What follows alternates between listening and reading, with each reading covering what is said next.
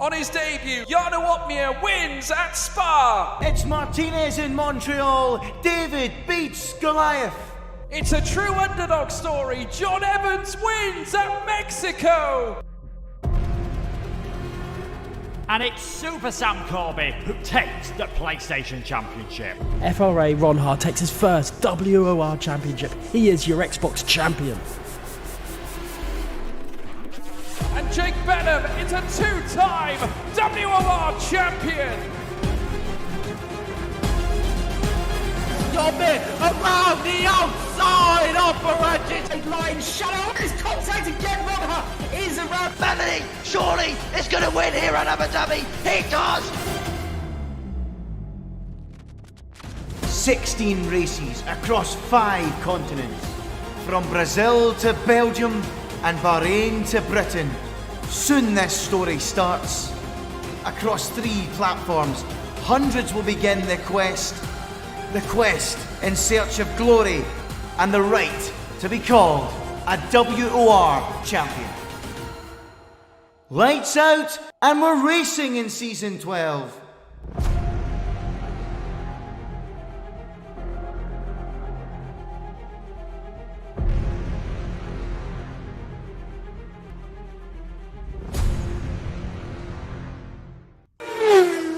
Good evening, ladies and gentlemen. Welcome back to WOR. I bet you didn't think you'd see me again, would you? I gotta say, it's a pleasure to be back here in all green and red. I have to say, great to be here tonight. We've got a cracking race. Mexican Grand Prix beckons, folks. I am, of course, your host with the most, George Morgan. I'm also joined by your regular commentator, my co-commentator for the day as well. It's Dan Field, everybody. Dan, how are you doing, my friend? I'm doing fantastic as always, and it's always a pleasure to be in the commentary box with you, George. It's been far too long. If you're wondering where Andy is, well, he's probably asleep at the minute because he's in sunny Australia. It's all right for some, isn't it? Yeah, he's off to watch the Australian Grand Prix next week, so he won't be here for next Grand Prix either, which means you're getting to see George 2 times. Aren't you all lucky? I've got to say, it's a pleasure to be back, folks. I can see it all lit up in the chat. I can see Stinky, Trayvon Blair, Big C as well from PSGL. Big hello to every single one of you. Hello to each and every one of you for joining us here tonight. Let's check out this circuit, of course, because we're heading to the Autodromo Hermanos Rodriguez here for the Season 12 Round 9 here at Mexico. What a pleasure it is to be here as well. This 4.3 kilometer circuit, 2.674 miles is where we'll be gracing Round 9. Season 11 saw history at Mexico with 3 drivers taking their first WOR Tier 1 victory. Logic, Risa, and John Evans as well. This is the circuit. 2 DRS detection points, 3 sectors as standard here. We do, in fact, have 3 DRS detection points, folks. I do stand corrected. We have got 17 corners here at the Autodromo Hermanos Rodriguez, and what a brilliant circuit indeed. Previous winners include John Evans, Logic, Risa, as well as Antoine Desaluski. VSR famous, of course, being Shanaka Clay. And how about this? With Square heading into the next left, Ron Ha, who is very much in the fight here as well. 3 wide into Sector 2 at Season 11 for Xbox Tier 1. What a pleasure to watch indeed, as the Williams there of what looked to be Ron Ha as well, sending it in the middle there with the White Bulls as well. The Red Bulls were attacking here with John Evans and Thomas Harvey leading the way into Sector 2 as well. That was a side-by-side battle between 2 great drivers. Jarno Opmeer, the Flying Dutchman, of course, back racing here today as well. And what a pleasure to see these great drivers once again gracing us with their presence, Stanfield. Yeah, absolutely. It's a brilliant grid that we've got lined up tonight, and I'm really excited to see how we get on in this very challenging circuit.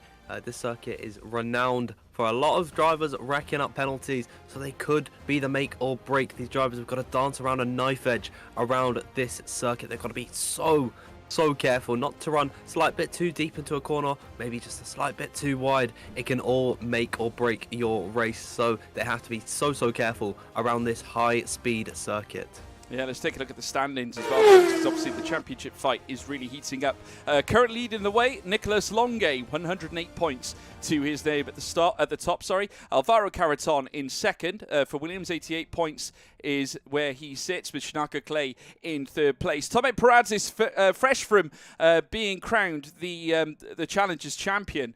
62 points for the Mercedes driver, with Luke Smith in behind, with Jake Benham as well, the all-star who took victory last time out at Bahrain. In behind as well, Thomas Ronha, the young wonder kid, signed to Veloce, looks like a very formidable opponent for many. Sam Corby as well in the fight. Barry Burremand, who is currently being dropped to reserve, if I'm not mistaken, with Ruben Pedreño in behind him as well. But let's also take a look at the calendar, because we've got plenty of races still to come this season. Of course, we are currently here in Mexico, here on April 3rd, but next time we will head to Australia for April 10th, which I will be there for, of course, because Andy not yet back, but myself and Dan will be taking you through that event as well. And then you've got Portugal, Saudi Arabia, France, Britain, Spain, and Brazil as your grand finale. What a calendar, Dan. Plenty to look forward to. Absolutely, really looking forward to the next 2 weeks together. We've got Mexico and then Australia, really contrasting circuits. Actually, Australia tends to be a lot more slower speed, and I guess you sort of need to take a different driving style than you would with Mexico, where you've really got to nail, especially that second sector. You got to nail every single apex at high speed. Such a challenging track, this one, and also just key to mention that when they raced on this circuit in Challengers, I believe it was actually Tomek who came out on top, so maybe that could be some foreshadowing for what we could see tonight, because he is in fine form at the minute, the young Polish driver. Yeah, he certainly is. One to watch for the future. A Challengers champion, as I said before. He is relentless behind a wheel, folks. Just want to quickly remind you, before we head into qualifying, SimStaff proudly power WOR, and it's great to have them along board with us as well. If you ever need any organisation for your event to help with the production side, whether it be commentators or general technical work, or just sort of looking after your event, then SimStaff are the team for you. Bespoke Premier esports staffing solutions. Use code WOR at checkout for 10% off, and you can find that at simstaff.net. Further details as well in the description of this stream as well, so make sure you check them out too. Not forgetting as well, brand new sponsor to WOR, Grid Rival. Racing has never been this fun. WOR have just announced their new league for Grid Rival, and you can also find that link in the description as well. You can see the link on screen too. You could join the league today, become part of it, test your wits against many who have already signed up. I can already confirm we've had at least 19 sign-ups in today alone, which is unbelievable. So massive thank you to everybody for checking that out, and we'll look forward to seeing many more of you as well joining the league and the organisation, and seeing who comes out on top, because it's going to be an almighty fight. But talking about almighty fights, how about this Constructors Championship fight, or Team Championship, Dan? We have got Alfa Romeo and Williams, two unlikely candidates at the top if we're talking real Formula One, but here in WOR, that battle certainly exists at the moment. Yeah, absolutely. At the moment, Alfa Romeo are on some fine form. They've scored a podium in every race aside from Belgium, which was round number 1, and Canada, which was Netherlands, which was round number 5. They are streaking away at the minute, and that's due to the work of Nicolas Longuet and Luke Smith. Of course, Longuet leading the way in the championship, still hasn't won a race in about 4 rounds. Since round number 4 was the last time he was on the top step of the podium, but consistent performances from the Frenchman, and then some really strong showings from Luke Smith in behind, sort of acting as the rear gunner. Alfa Romeo have been on fine form, but of course Williams slightly lagging behind at the minute, and that's because they were missing one driver in particular for the first part of the season. Shanaka Clay, of course, making the move from Aston Martin over to Williams, and surely with the pairing of Alvaro Carreton and Shanaka Clay, they're going to be deadly around this circuit. Yeah, Alvaro Carreton, a long-time servant with Williams, of course, and Shanaka Clay just joined the team this year. Very much looking forward to sort of finding himself at his new team as well. Obviously, he was at Aston Martin for the championship, alongside championship contender Lucas Blakely, and Aston Martin was certainly a go-get-em team. But we've seen so many chops and changes in the world of esports at this moment in time, and it'd be interesting to see how Shanaka gets on around his new blue colours of Williams. I mean, naturally, we've got a very, very should we say, mouth-watering championship fight right now. Of course, Nicolas Longuet may be top today, but Tomek Peradze is one to watch. He's certainly going to push. He's made his opinions clear that he does intend to attack for the rest of the season. He has finished challenges. He has got WOR at the front of his mind right now. Does that make him a formidable opponent, Danfield?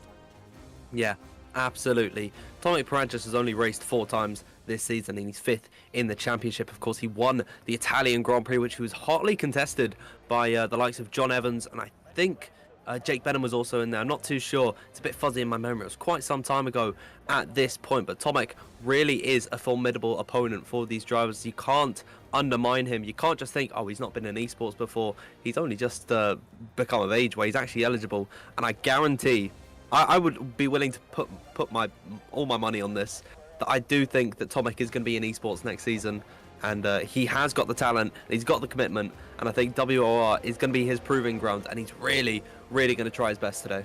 And it's really risen league racing to the forefront as well, folks. Leagues such as WOR and, of course, PSGL as well, leading the way and giving us sort of an inside view as to what we can expect from some driving talent heading into the new esports series. And certainly Tomek Paranchis, although he's such a young age, should I say, he is also a tremendous talent, has been on the scene now for many years and has delivered on frequent occasions. Now, very shortly, folks, we're going to be heading now out onto the track, and as you can see, the cars making their way out. There's Jake Benham, the all-star, out on track right now. Plenty of others looking to make their way through as well. Ruben Pedreño making his way out for Haas 2. Such big names, such juggernauts here in this lineup today. I'm looking forward to this one, Dan. Yeah, absolutely. Of course, we're seeing the return of a certain Dutchman in Jarno Opmeer, currently in the garage at the minute.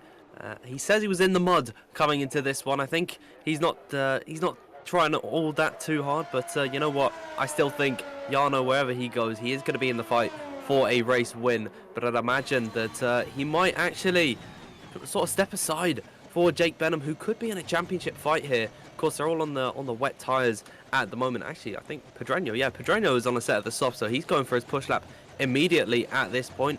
Benham's having a spin in the second sector, so Pedreño, he's beginning this lap.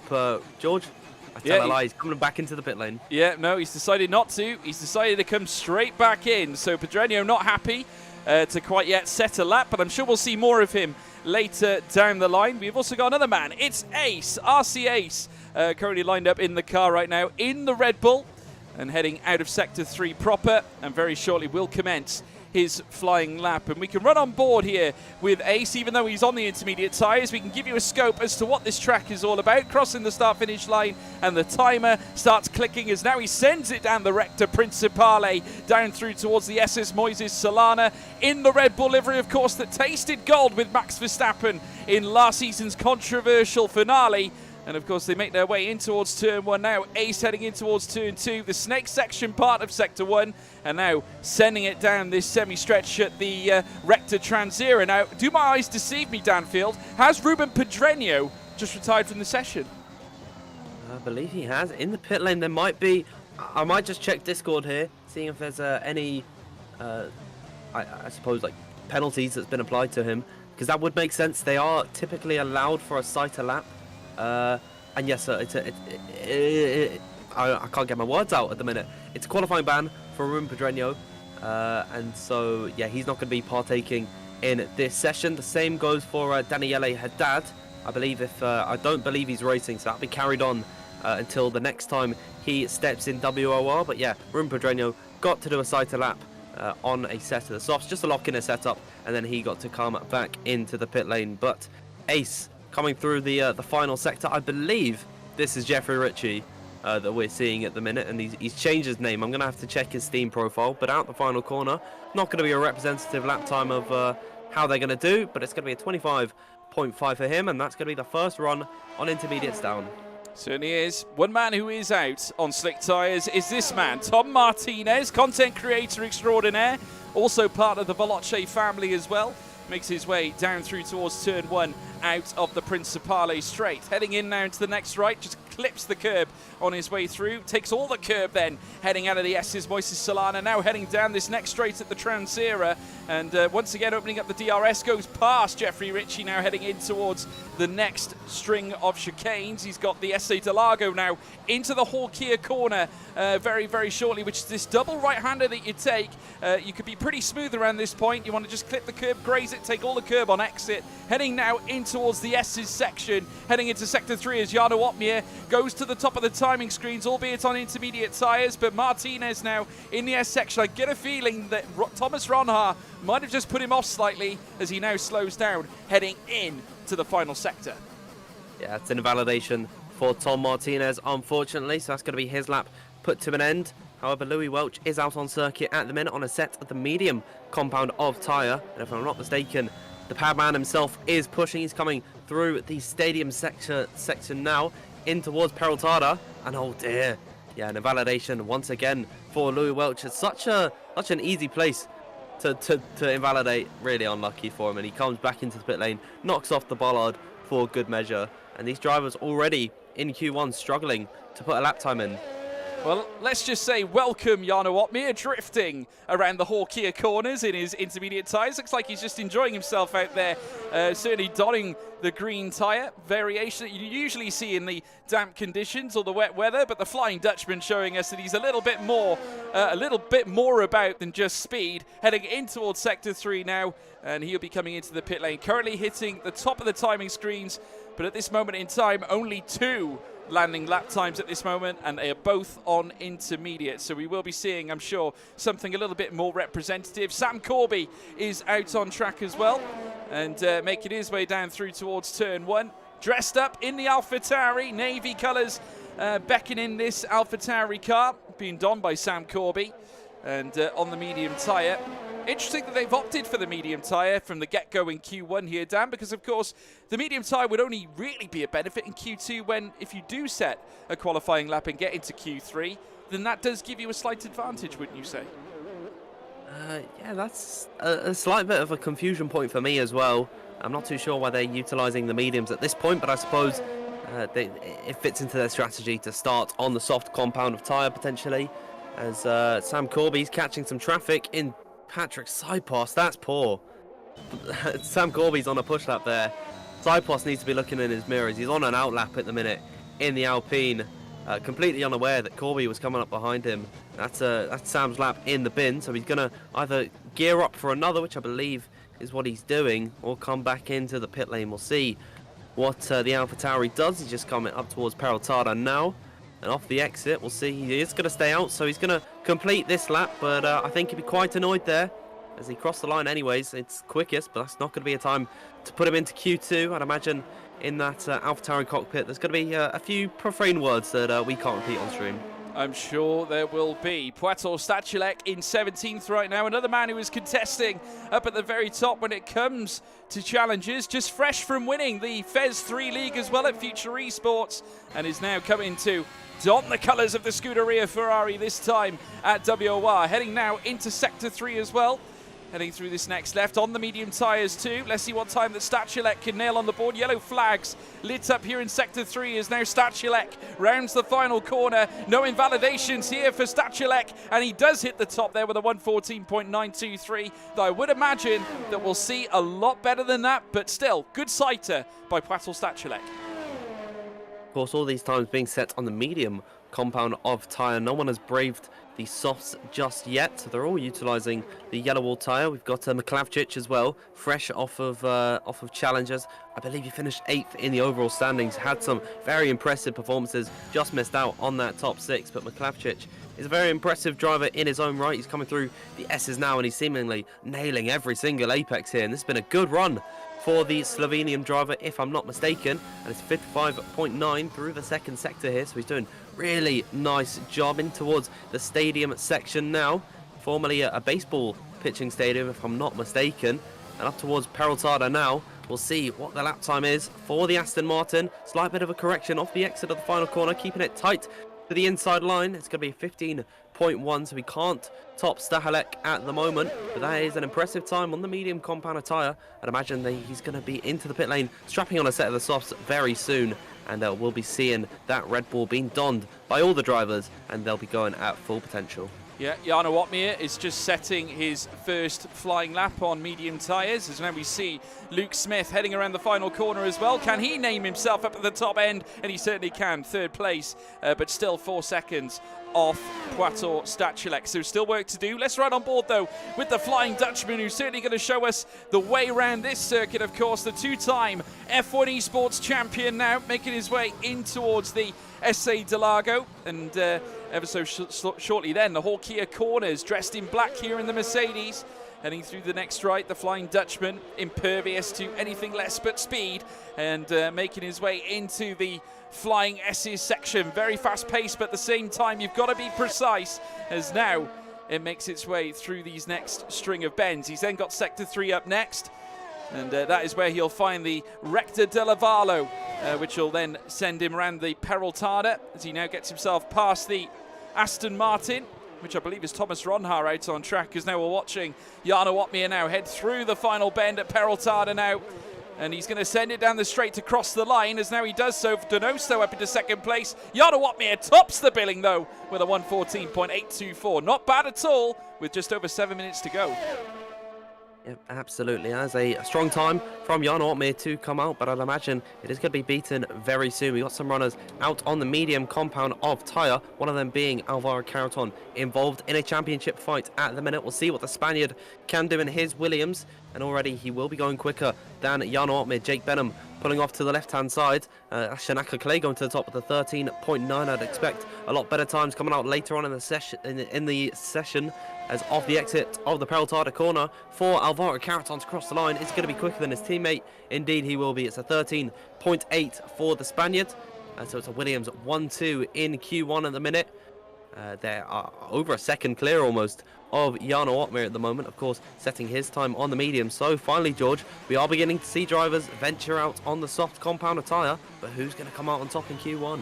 Well, I tell you what, this man could. Nicolas Longuet, who's now going to cross the line and commence his flying lap here on the soft tyres, currently the championship leader, and currently spearheading the way as well in terms of points. 108 points to his name, and his last result was second place at Bahrain. Prior to that, a P3 finish at Italy.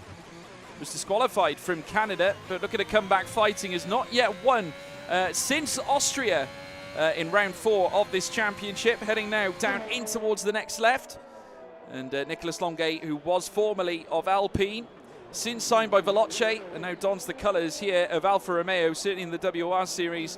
Still unknown as to where he's going to be situated, really, I suppose, for the F1 Esports Championship Series, but I'm sure we'll look upon him very, very soon, and we will get an indicator as to where he will be flying the flag as he now makes his way through this next section, now down in towards Sector 3, and very shortly around the Recta della Vallo. Oh, he's lost his wing. Oh, dear. That's bizarre. Alvaro Carreton, there was a collision with Carreton, but that's what's registering on our screens, but that is incredible, Dan. I've never seen anything quite like that before. That's got to be some sort of desync there. I don't imagine that Longuet would just run into the back of Carreton going slowly. I didn't quite see that. I think he was offline, as in off the racing line. I might have to go onto the VODs of one of the, because I know both these guys are likely streaming. I know Longuet for sure is streaming, so I think I might just go back into the VOD and see what happened there, because that looked a bit suspicious, as in neither driver seems at fault, but if that's the case, Alvaro Carreton is going to be hit with a huge penalty if he is guilty of doing something here. But the session continues on. Stachulek, unfortunately, invalid. What about Parnell? I don't believe he's pushing. We got Sam Corby, also invalid. So a lot of these drivers on their runs at the moment can't seem to put a lap time in. But yeah, George, I'm just going to quickly go and look at what's happened with Nicholas there. Yeah, Louis Welch bailing into the pits as well. His teammate Sam Corby also out on track, and he's making his way around the final corner, around the Peraltada. Where can Corby land his car? Certainly no change right now. He's going to head out on another lap, I believe, for now, or a cool-down lap, at least for now. This actually might be his hot lap, sending it in towards turn 1. We'll soon wait and see as to where Sam Corby will end up. Tom Martinez on an out lap too, as well as many others. Will Lewis still out on track as well. Let's keep an eye on the Ferrari and see how he's doing. Out on soft tyres. Nearly every driver out on softs right now. The only man who has yet to touch them is Jarno Opmeer, as into the pit lane comes Will Lewis. Obviously not content with his time. Jake Benham who is out on track as well. He's about to commence his flying lap on soft tyres. Plenty of others as well rounding the final corners too. Donoso also out on a set of fresh soft tyres. Within behind still is the other Ferrari of Pato Stachilek, who's going to eventually find his way across the line, I can imagine. And he's managed to find some time in Sector 3 as well. So what can Stachilek do? As I said before, fresh from winning the Fez 3 League, goes tight to the inside and does hit top spot, a 13.6 here in Q1. Impressive stuff from Stachilek there. We've got Sam Corby into the final sector as well. He's obviously improving on a 21.3. It's not a competitive time, but he bails out into the pit lane. Going to be gearing up for another one at some point. We've got both McLarens out on circuit as well. Tom Martinez invalid on his run at the moment. Nicholas Longay after his collision with Alvaro Carreton out on circuit, and I believe he's letting the Mercedes of Jake Benham go through in the final 2 sectors now. He's about to cross into Sector 3. Jake Benham yet to put a lap time on the board. He's at risk of being eliminated if he doesn't get this run perfect, but it's a 55.1 through Sector 1 and 2. Off the exit now of the stadium sector now to come through Peraltada corner. Jake Benham up towards the line, currently 13th without a lap time to his name, but he goes across the line to go ahead of Alvaro Carreton. And in behind Piotr Stachilek, that should see him safely into Q2, but still with 7 drivers yet to put a time on the board, he still could be at danger. He certainly could be. And Nicholas Longay still out on track as well. He's making his way down through towards turn 1 with a fresh nose cone.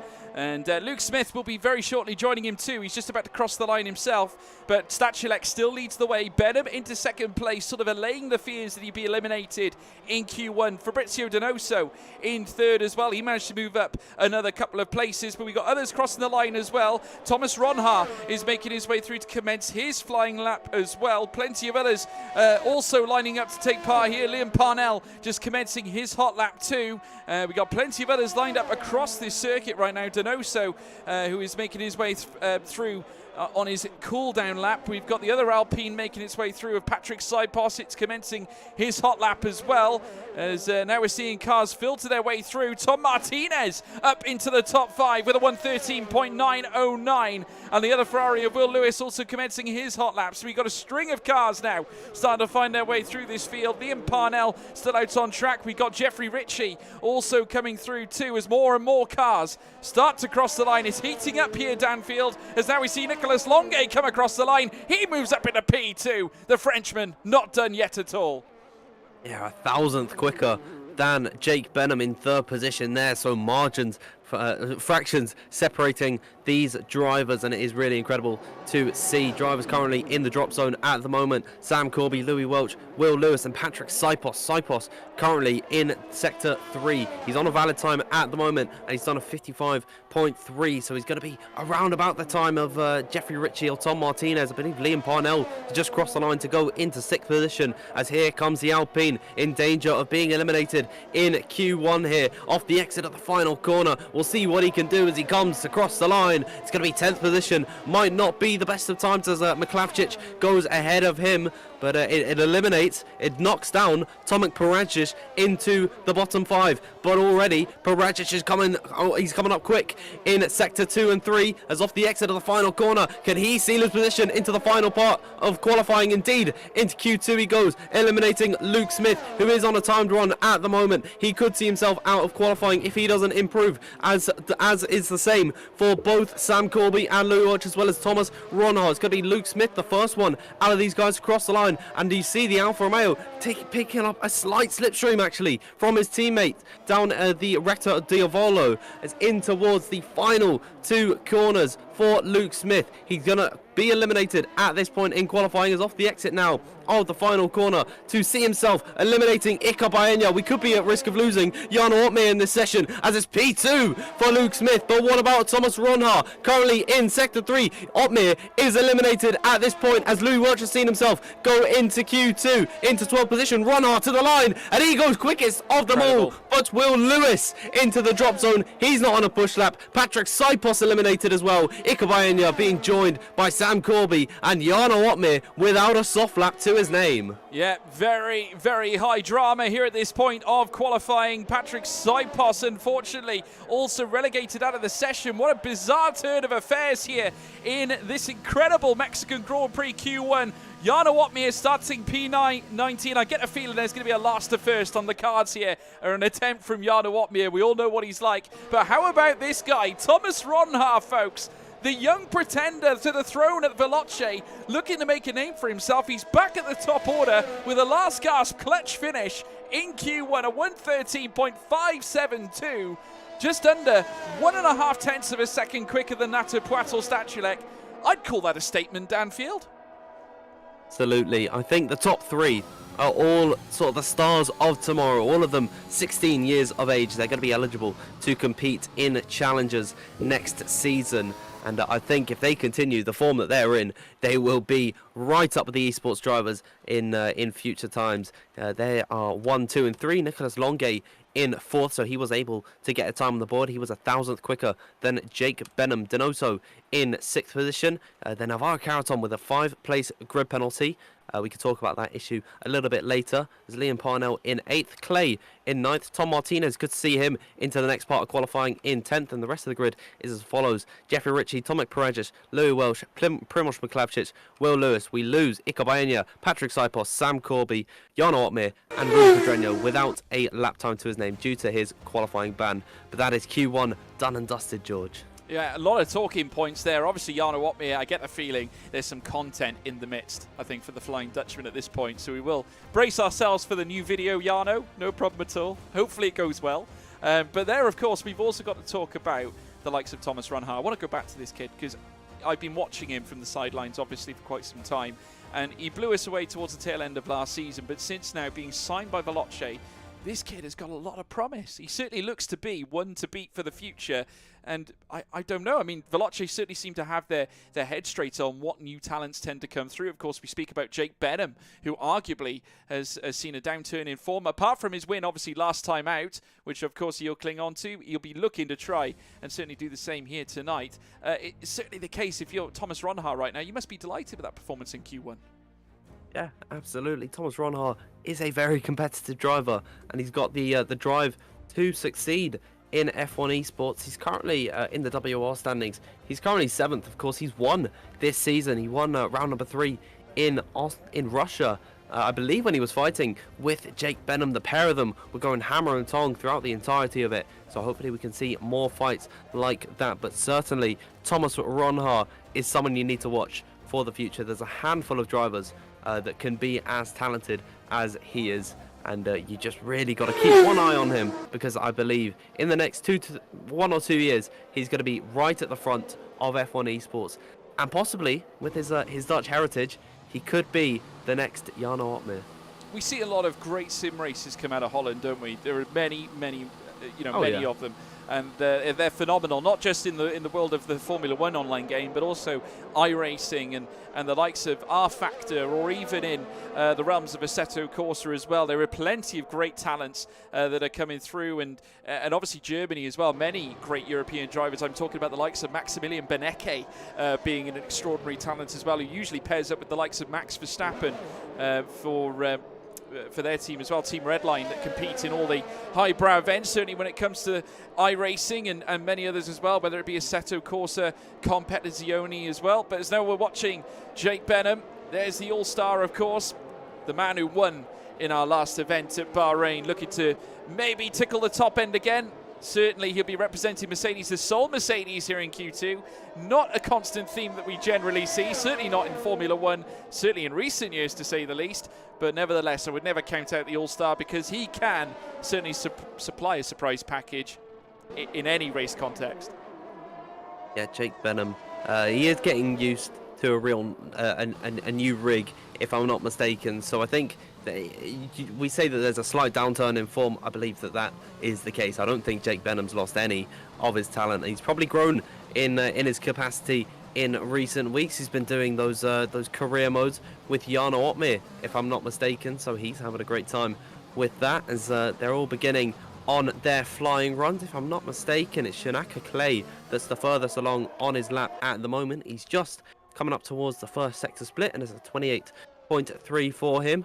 And down in towards the next part of the circuit, probably the slowest part of the circuit aside from the stadium section, but then from going to one of the slowest speed parts, you go to the S's, the highest speed part of the circuit, and it's going to be left, right. They come at you so quick as Shanaka Clay flies through these corners, and he's going to open up DRS down this short little straight. It's going to be very difficult for drivers to make overtakes through there. A little bit of a slide off the circuit for him, and it's not looking like the most competitive sector of his life, and just for good measure he invalidates, so Shanaka Clay not going to be competing that lap, unfortunately. Well, one man who could be completing their lap, well actually no, he's not. Tommy Perez is also invalidating his lap time too. Nicholas Longue also an invalidation, so not many cars actually finding any luck in the final sector right now. Certainly the S's section is known to catch quite a few people out, as now we're watching them head through the final corner here as well. Fabrizio Donoso, he's probably going to set the first valid time here of the session. The Alpine hits the top. It's a 1:13.988, and certainly as the track begins to warm up, not a bad time by Fabrizio. Hits the top end. I'm sure we'll see a little bit more of him later on, but it's that man again, Thomas Ronha in second place, or shall I say Jake Benham in second place, Thomas Ronha now in third. I want to hear from you in the live chat, folks. Please hit us up with who you think is going to be eliminated, who's going to top the tables here in Q2. Please let us know in the live chat. We'll read out your messages as we go. Over to you, Dan Field. Yeah, we've got Primož Roglič, unfortunately, invalidating. So these drivers are all struggling to put valid lap times on the board. I believe he is going to go again. I'll see if I can catch him on potentially in the final sector. Shanaka Clay doesn't seem like he's pushing on this run of our Caraton on an outlap at the moment. Atomic Paranchis is invalidated. What about Nicholas Longue? Also invalidating. I believe Luke Smith is the only runner actually on a valid lap time at the moment. But again, it is not competitive whatsoever. So he's probably on a cooldown run at the moment. So in the first 5 minutes of Q2, George, we've only seen 4 valid runs. All these guys are struggling. They're trying to push as much as they can to secure their spot in the final part of qualifying. But at the cost of their lap times being valid, you know.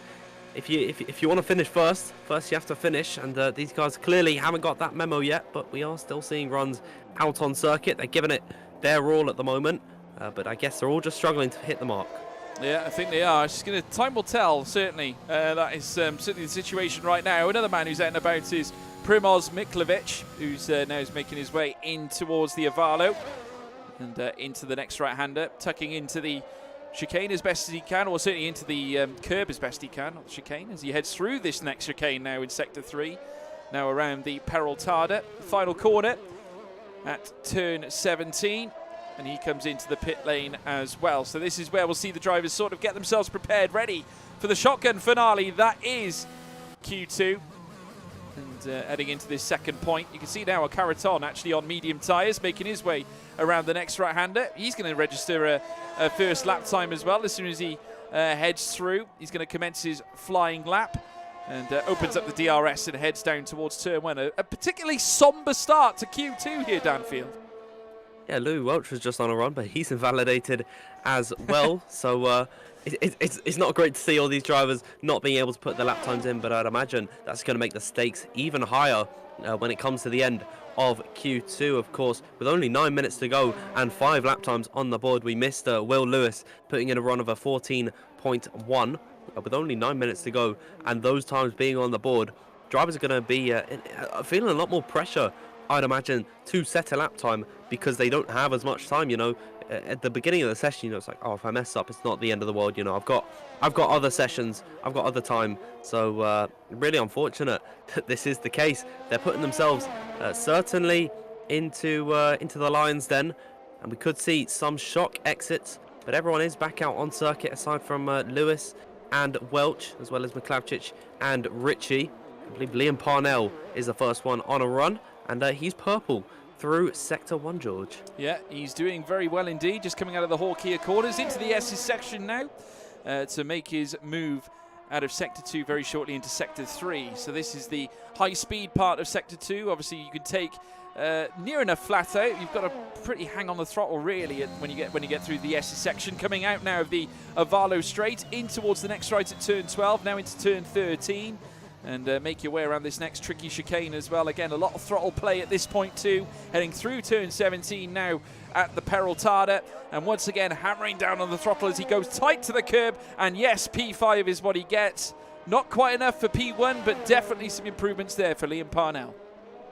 Yeah, absolutely. I think he certainly could see himself into the final part of qualifying with only 7 minutes to go. We've seen 7 runs out on circuit. I believe the next up to cross the line will be Shanaka Clay, but that's invalidation for him, which leads me to believe Nicholas Longue is the next one on a run.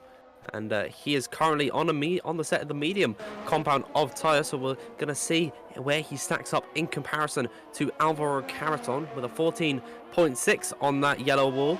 As through the S's section now, we'll see what can Longue do as off the exit and in towards this short DRS straight. It's going to be a 55.7 through sector 1 and 2, so he's looking pretty consistent at the moment. Through Adrian Fernandez he goes, and up towards Peraltada. Out of the exit of the stadium section he goes, and to cross the line now, what's Nicholas Longue going to do? It is going to be P7, so he goes just 1,100 slower than Alvaro Caraton. But how about that from Piotr Stahalek with a 13.7 to top the chiming sheet by a good few tenths. Yeah, Luke Smith also making his way around as well. Let's see what the Alpha can do. Is he going to come in or is he going to stay out? Let's see. He's staying out as he rounds the final corner now. He moves up into second place. Does the man from Race Clutch. And we have got plenty of others making their way around too, including that of Thomas Ronha, who hits the time now at the top with a 13.6. He loves this circuit, folks. He is on top in Q2 as well. Great showing by the Dutchman. Thomas Ronha on top. Really impressive stuff from Thomas Ronha there to see himself right to the sharp end of the grid. And other drivers are struggling to put times on the board. Miklavčić, Ronha's teammate, wasn't able to put in a lap. Shanaka Clay coming into the pit lane at the end of the third sector. Louis Welch is on a timed run at the moment, currently in the drop zone, being joined by Miklavčić, Richie Clay, and interestingly enough, Tomek Paradzic has not been able to put in a representative lap time. He's currently invalid on his run at the moment. He's going to be gearing up for a final run into the pit lane. Of course, he set his time on the medium compound of tyres, so he's not going to be secure into the final part of qualifying whatsoever. But the pressure could never be higher, George, as Jake Benham, I believe, in the second sector on a timed run. He's marginally up, but he's still finding some time here. Yeah, no, he's still got a bit to do, though. He's going to send it now into the S's in Sector 2, and this is where the drivers are getting caught out at the moment. A little flick of the tail there on that Mercedes, but Jake Benham going full send now here in Sector 2, now down towards the next bend at Turn 12. That, of course, being out of out of the Rector del Arvalo. And then he's going to take the next left at Turn 13. As he does so, he's going to set it around now, the Peraltada. What can Jake Benham, the All-Star, pull off here for Mercedes? Tugging into the inside, up into P4. He's still an almighty 2 and a bit tenths off Thomas Ronha. So Ronha finding something that Benham can't find right now. Incredible. Yeah, there was definitely a few tenths in that lap for Jake Benham because he was sliding through that final corner. He was near drifting at that point, riding on board with the Mercedes driver. But he's managed to get himself into 4th position. That could see him into the final part of qualifying. The only other man on circuit actually on a lap is Louis Welch. But again, an invalidation coming out from him. And he's really not having a good time on his set of the medium compound of tyres. So I'd imagine a desperate last gasp attempt to get into the final part of qualifying. He's got to come into the pits now and fit on a set of the softs, because he's not going to be able to get in with this medium lap. Is he going to stay out? No, he's going to come back in. I thought he was gearing up for another run. I was thinking, Louis, that's suicide. But yeah, he's decided to come back into the pits.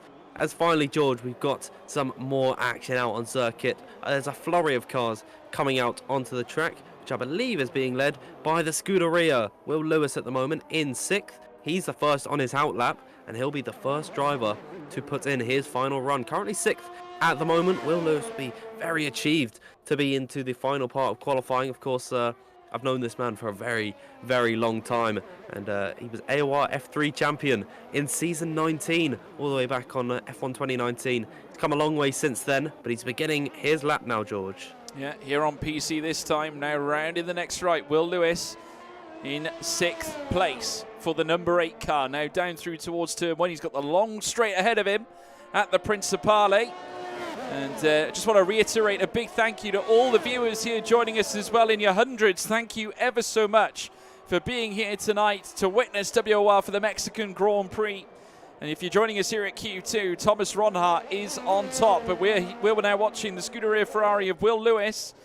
As we said before, 6th place, his teammate Puerto Stachulek, of course, champion of the FES 3 League, did partake in challenges as well. And now currently sitting in 2nd at this moment in time. He's also out on a lap 2. It's getting pretty congested heading around the Hawkia bend. You've got a string of cars being met with a Ferrari and Aston Martin and also a Red Bull. But as we can now see, Will Lewis heading through the S's section. He is yet to invalidate at this point, and you do not want to invalidate at this point. So we've got 2 minutes left here in this session. Now heading down through towards the next right at turn 12, in towards turn 13. And now in Sector 3 proper. What can Will Lewis pull off here? He's going to be the first of the runners in the final lot of shotgun quali finales here in Q2 as now we round the next right-hander now. Hugs the inside line, goes across the line into P5 as well. Many others coming across though. Fabrizio Donoso, he's out as well. Puerto Stachulek goes top with a 1:13.431. A great showing from him as well. Knocks Thomas Ronhart off his perch. Primoz Miklovic now crosses the line. Alvaro Caraton now goes 2nd fastest. In mind as well, Tomek Peradze is 3rd fastest as well. Now Nicholas Longue, championship leader. He goes first fastest here in Q2, as well as many others in behind now, looking to try and list their times on the board, but not enough there for the AlphaTauri, I believe, of Lewis Welch. But Nicholas Longue on top billing here in Q2. How about that, Danfield? Yeah, he's had a struggle so far in qualifying. Jeffrey Ritchie just crossed the line, and that was not a push lap for him. But now the bottom 5 really is taking shape, and I think we're past the point of no return. So Thomas Ronhart and Luke Smith, they're not going to have an opportunity to come out on circuit and put their times on the board. And if sufficient enough drivers are managing to put in consistent lap times, they could be in danger of being eliminated. Tom Martinez just coming through the final sector now. He's marginally improving on this timed run, and I don't believe it's going to be enough to jump ahead of Liam Parnell. Indeed it is, actually. He goes into 9th position, still not secure with that lap time because Fabrizio Donoso in behind him is going to cross the line now in his Alpine. He's going to go into 5th position. Liam Parnell also in that final sector, 3/10 up on his previous best. Could be eliminating Tom Martinez at this point as to cross the line. Liam Parnell in his Red Bull goes into 7th. Will Lewis on the cusp of being eliminated. Martinez going to be out in qualifying. Louis Welch invalid on his run. He's got Tomek Peradze in behind him. He's currently 4th. He could be into the final part of qualifying as now the clock has struck 0. Louis Welch out of qualifying. He's missed the cut-off point. What about Shanaka Clay? Where is he on the road? He's currently in 15th without a lap time on the board, but he does have his time going at the moment in towards Peraltada. It could be life or death for Shanaka Clay. Q3 or Q2, what's it going to be to cross the line? Eliminates Jeffrey Ritchie. He goes into 8th position. Jake Benham, I believe, just surviving on the cusp at the moment, as unless Primoz Miklavčić can put in a sufficient enough lap time. Here we go into the final part of the Jake Benham. He is improving. He's a 10th up. He could save himself and possibly put Luke Smith into the danger zone, as in towards the final 2 corners now, up towards Peraltada. Jake Benham off the exit. A slight correction there could lose him some crucial fractions of a second. He goes into 8th position, and now it all turns to Miklavčić, who's yet to put in a representative lap time and could eliminate Luke Smith here, who was so confident in his time he didn't come out on circuit. As to cross the line now, Primoz Miklavčić out the exit of the final corner into Q2. No! He's eliminated. He's 14th position, and Luke Smith just about hangs on by a thread. Yeah, not enough, unfortunately, for Primoz Miklovic. Unfortunately, Lewis Welch as well. We say goodbye to Tom Martinez. Not able to get up either as well. Will Lewis obviously out too with ace Jeffrey Ritchie in 11th. And so your top 10 consists of Nicholas Longue, Puerto Stachulek, Alvaro Caraton, Tomek Peradze, Fabrizio Donoso, Thomas Ronhart, Liam Parnell, Jake Benham, Shanaka Clay, and Luke Smith, of course, representing Race Clutch. So Race Clutch managing to get at least one of their drivers into the top 10, heading in towards Q3. But so many shocks, but no shock as to who's on top. It's Nicholas Longuet, folks, back again. Of course, the man currently topping the driver's standings. He is on top here in Q2 in grandiose style, great fashion indeed. It always seems to be the finale when it comes to qualifying, as no surprise, obviously the track is at its hottest, as you can now see there at the top. Longuet is your man, Stachulek in second, with Caraton third, Peradzis fourth, Donoso fifth, Ronha sixth, Parnell 7th, Benham 8th, Shanaka Clay in 9th, Luke Smith in 10th, rounds off those heading into Q3. Jeffrey Ritchie in 11th with Will Lewis in 12th, Tom Martinez 13th with Primoz Miklovic in 14th, and Lewis Welch rounds out the final runner here in Q2. But of course those bottom 5 will be eliminated from Q3. But wowee, folks, wowee, what a showing there in Q2. Nicholas Longuet, the man on top, the Frenchman, who showing exactly why he is on top. But this fight between Williams and Alfa Romeo, it's heating up, Dan, because we have now got representative drivers from both teams now in the final session of qualifying. This could be a very interesting fight that we have here. Yeah, absolutely. Of course, the Alfa Romeo driver of Luke Smith just snuck his way into the final part of qualifying, as did Shanaka Clay. Neither of them were secure, but of course they've got to be sort of the rear gunner act to Alvaro Caraton and Nicholas Longuet. But of course, neither driver is inferior. I'd say there's no dynamic of a first driver and a second driver like there is in real Formula 1. So I do think that we are going to see some great competition between all 4 of those drivers in the Alfa Romeos and the Williams. As Nicholas Longuet, our championship leader at the moment in the driver standings, he's the first out on circuit here. Clearly believes first out, first home, I think is obviously the phrase used at this point. Certainly Nicholas Longuet, no stranger to winning races, has had an incredible career in F1 esports, formerly a driver of Red Bull, later a driver for Alpine. We're not sure where his destination is yet for the future, but I'm sure we'll be enlightened very, very soon. We know he's with Veloce, they have signed him, and they have got many teams in there, should we say, under their tutelage. As now we see further up as well, Tomek Peradzis, a statement of intent, just passing Nicholas Longuet there. Obviously not keen to let the Frenchman have it all his own way right now. Of course, Tomek himself, a very, very good driver, fresh from winning the championship at PC Challengers, and did so in impeccable fashion. For those of you who missed it, this man is certainly relentless, has performed on the biggest stages of them all, a Polish F1 esports champion as well to boot. And certainly a lot of talk about this kid. He's got a bright future ahead of him, also in Camp Veloce as well. And will certainly be looking to strike an imposition on many here in this field here at Mexico, as he now finds his way around the final corner, commences his hot lap. Who's coming out on top, folks? I want to hear from you. Light up that live chat. Who is taking pole here at the Mexican Grand Prix here at World Online Racing? And if you haven't done so already, please make sure you leave a like and subscribe to the broadcast. Dan Field, what are your predictions?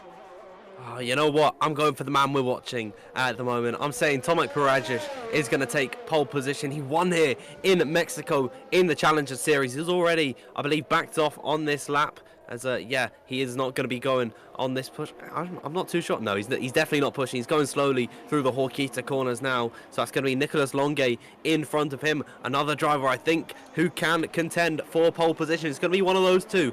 I would say the first out in Q3. The early birds are certainly getting the worms, in my opinion. But oh dear, an invalidation from Longuet. That's going to leave his teammate of Luke Smith to be the first one to set a valid lap time. Longuet getting out of the way of his teammate through the S's section and down to the Retta de Alvolo. I don't know how to pronounce that, I won't lie, so I think I might just keep it to a minimum. But in towards Foro Sol now for Luke Smith. The stadium section, he goes crawling to a halt in towards the hairpin corner and then accelerating towards the Peraltada corner as off the exit. Foot now going to be flat to the floor to cross the line. The first lap time on the board is going to be a 13.836, and that is going to be the benchmark for all the drivers in behind, and we'll see if anyone can top him, and indeed they can, because Piotr Stachulek goes into P1 with a 1 minute 13.5. Yeah, Thomas Ronha not able to set a time either, but Piotr Stachulek is the man to beat right now. On top at 13.5, showing some good consistent pace here. The Ferrari driver, Shanaka Clay, moves up into second place as well. The only man currently out on an outlap is the young kid Jake Benham now, who's rounding the final corner. So he's going to commence his flying lap right now. So he's going to have the benefit of a slightly warmer track. So let's see if he can dig deep and find something that Stachulek has not yet found, folks. As we now see many of the cars now making their way through into the final sector, and they will be bailing into the pit lane very, very shortly as well. There's Liam Parnell at the bottom. There is now Shanaka Clay, who's currently sat in P3, sees Alvaro Caraton, his teammate, move up into second place. So Williams looking absolutely formidable. It's a story at the moment between Williams and Alfa Romeo, and as soon as Nicolas Longuet joins the party, I think we're going to be in for a stupendous fight. Yeah, he's flying on his lap at the minute. He's just coming through the final sector now as Tomek Parajic goes to the very top of the order with a 13.4. Longuet is going to go ahead of him with a 13.3. And I think all the sandbags are off for these drivers because they're going full pelt at the minute. Impeccable speed that we're seeing. Jake Benham's on a time at the minute, but I don't believe this is going to be competitive with the likes of Longuet or Parajic. We'll see what he can do anyways. He's coming to a slow crawl through the stadium section off the exit now of Peraltada, as we'll see what he can do as he comes across the line now. Where's he going to put that Mercedes? And it was 7th fastest. Unfortunately, he doesn't move anywhere in the standings. I don't believe he's not going for another one. He's not using any of his ERS, so not the most impressive lap time from Jake Benham coming out at this point. I believe Liam Parnell and Alvaro Caraton, neither of them are pushing at the moment, so we're getting a little bit of a break in the action here. We've got 5 drivers out on circuit, 5 in the pit lane, with 6 minutes left to go in qualifying. Nicolas Longuet and Tomek Parajic out on top here, George. Yeah, Liam Parnell crossing the line, sits at 14.136, but it doesn't register. Obviously way off the pace, but Longuet is the talk of the town right now. Topping Q2, and now currently on top of Q3. It's a McLaren in behind him of Tomek Parajic, also representing that of Veloce Esports. They're very well armed in this event. Certainly Jake Benham as well, a member of the Veloce family, as well as Thomas Ronhart. So incredible to state that at least 4 drivers in this top 10 are Veloce drivers. Incredible stat that is, folks, and just goes to show the talent they have at their disposal. Longuet in top billing, P1, Parajic in second, and Jake Benham, who's currently making his way around the track on a cool-down lap, bails into the pit lane, and we're going to have a slight break now before we hit shotgun qualifying, which is being led currently by Thomas Ronhart, who is currently on an outlap, getting ready to commence his flying lap. Luke Smith as well, in fact, he's probably leading the way in front of the bunch here. So it is going to be Luke Smith and Thomas Ronhart taking us round for the final part of Q3. Incredible, folks. Brace yourselves. We're going to be in for a hellacious ride. Comes Luke Smith beginning his run at the moment, currently in 6th position with a 1 minute 13.836. He's not anywhere close to his teammate of Nicolas Longuet at the moment, currently topping the qualifying session, but the RC driver, Race Clutch Alpine Academy runner of Luke Smith has got all the potential in the bag. We'll see him coming through the short little S's section of Moises Solana and up towards the Transera straight now, in towards the first sector split. What's the time going to be for Luke Smith? He's slightly down, just about by half a tenth, but that's only sector 1. He's still got 2/3 of the circuit left to go before he completes this run, as through the Hokira corners now and in towards the S is really challenging to get these absolutely perfect, using all the track on entry and hitting his apexes perfectly, riding over the curbs to maximize the amount of track that he utilizes to get the speediest of times. But oh dear, Luke Smith running a slight bit too wide, unfortunately invalidates on his run. Ronhart's not pushing at the moment, so both of those two have come awry on their runs. Really unfortunate that that's the case, but we do have Piotr Stachulek on an outlap here. Yep, certainly do. Stachulek now making his way through this next right-hander, and is very shortly going to make his way down out of Sector 2 into Sector 3 to commence his flying lap. But of course, still 3.5 minutes still remain, folks. Longuet still on top at 13.392. Longuet now out on track, getting ready for his final laps, of course. You'll see more and more cars now coming out of the pit lane to certainly register their final times here in this session. The big question is who's going to be on pole position, folks. And we still want to hear from you in the live chat. Who is it going to be? Let us know in the live chat. Who is going to top the billing here in Q3? Is it going to be the championship leader, Nicholas Longuet? Is Tomek Peradis going to come back from challenges after winning it and register a top time as well? Or is it going to be Thomas Ronhaar? Could it be Jake Benham? I'll tell you what, folks, answers on a postcard, please. It could be absolutely anybody at this point. As Stachulek now makes his way down the long straight at the Principale and in towards turn 1. And as he does so, just sort of feathers the throttle slightly and sends it now into this next section here in Sector 1, the Solana S's. And now down the Transera Straight, where he will open up the DRS yet again in towards the SA de Largo. But I have to say, incredible time so far. Stachulek looks like the man that's consistent right now, but of course you can't count out Longuet downfield. Where's your prediction lying? Are you going to go with Longuet? I'm going to stick with Longuet. I do think Peradis and Stachulek, the two Polish drivers on the grid, have got the potential to supersede him, but I'd say who I'm most confident in is Longuet, of course. He was setting .0s in practice at some point, so he is very, very impressive in around this circuit. But then, of course, Tomek Peradis, you got to think about how he won here in challenges in Mexico, which I believe was just a few days ago. Actually, of course, he was crowned the champion of the Challenges Series with an esports seat on the horizon for Tomek Peradis. He's got a bright future, and he's been already a namesake, I think, in F1 esports. But through the Horquilla corners, he's going slowly off the exit here. And Longuet is also invalidated, so the top three all struggling at this point with 1 minute and 42 left to go. They're struggling to get the times on the board.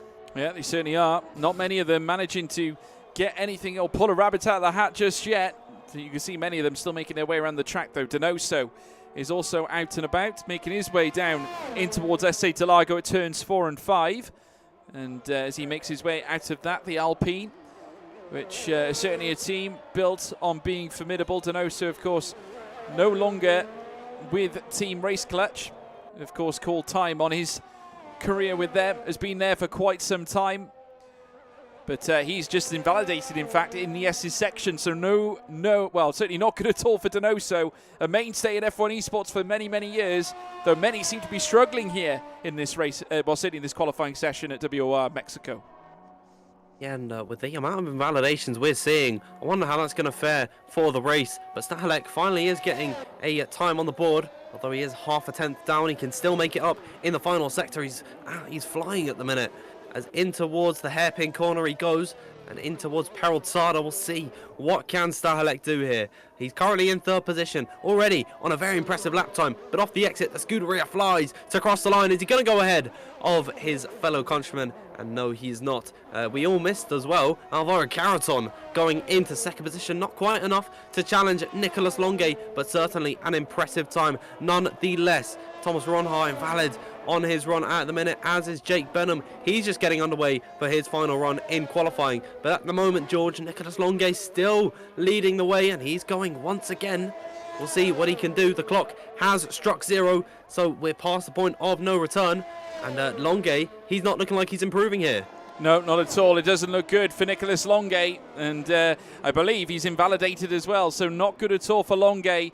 Really struggling at this moment in time. Could this be a problem as now more and more drivers are now out on track, folks? Thomas Ronhaar also out to the bow. Remember, he is very or more than capable of hitting the top end as now we come to injury time here in qualifying. Fabrizio Donoso making his way down now in towards the next right-hander at turn 12. Very shortly in towards turn 13 at the semi-hairpin section into a chicane.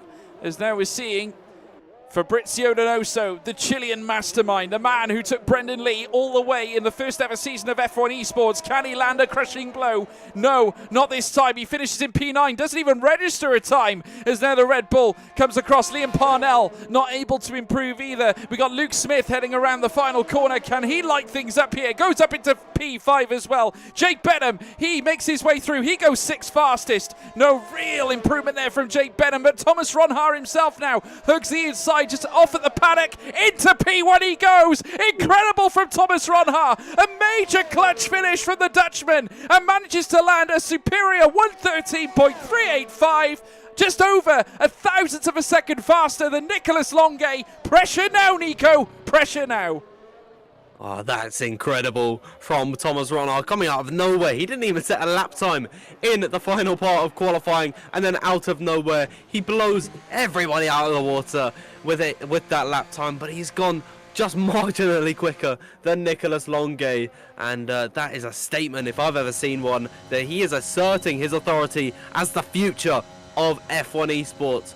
Incredible stuff there from Thomas Ronhaar. Nicholas Longuet in P2. Alvaro Carreton, if you remember, has still got that 5th-place grid penalty for his collision earlier on, so he's going to be starting in 8th position.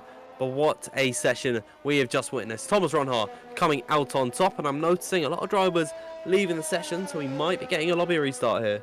Yeah, we could well be, folks, so brace yourselves. We will keep you entertained for the time being, but no disputing who's on top. It's Thomas Ronhaar, folks. What a performance here in this qualifying session, and it's a privilege to watch. It simply is, folks. Amazing to see this young man really improve week on week, and he beats Nicholas Longuet, of course. Many years he's been in F1 esports as Nicholas Longuet, and Thomas Ronhaar firmly trying to stamp his authority here, and he is on top billing here for Aston Martin. Nicholas Longuet in second, Alvaro Carreton in third, Tomek Perazis in fourth, with Puato Stachulek, his fellow pole, in P5. Luke Smith in sixth, with Jake Benham, the All-Star, can only make it 7th place today. Shanaka Clay in 8th. Liam Parnell lines up in 9th, with Fabrizio Donoso in 10th place. Well, what can we say, folks? Incredible moment, to say the least. A huge battle lined up in Q3. Those shotgun finales certainly were interesting, but Thomas Ronhaar, he went P1, obviously in Q1. It was Longuet in Q2, but again, Ronhaar turning up the heat. Another stupendous clutch finish. Lands himself on pole position for the start of the race. That is going to give him the world of confidence. Absolutely, but it was only by 7,000th of a second.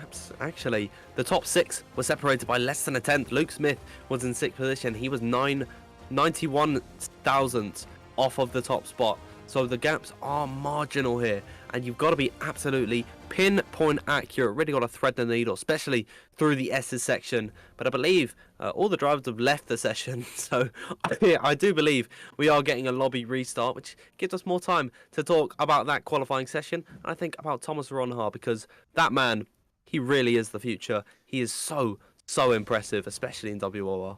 Well, you could just sort of see it's been a steady rise from him since last season, and we saw him wowing the spectators, of course, was sort of formulating his career in Tier 2, certainly looked like a pacey driver, and then all of a sudden was given his chance in Tier 1, and he really lit things up when we headed into the final echelons of last season, and now he's turned up this season. I've been following him quite a lot lately, and he certainly looks like a driver to watch. I mean, we got plenty of other great talents coming through. Obviously, the likes of Jake Benham, who you certainly shouldn't be forgotten about.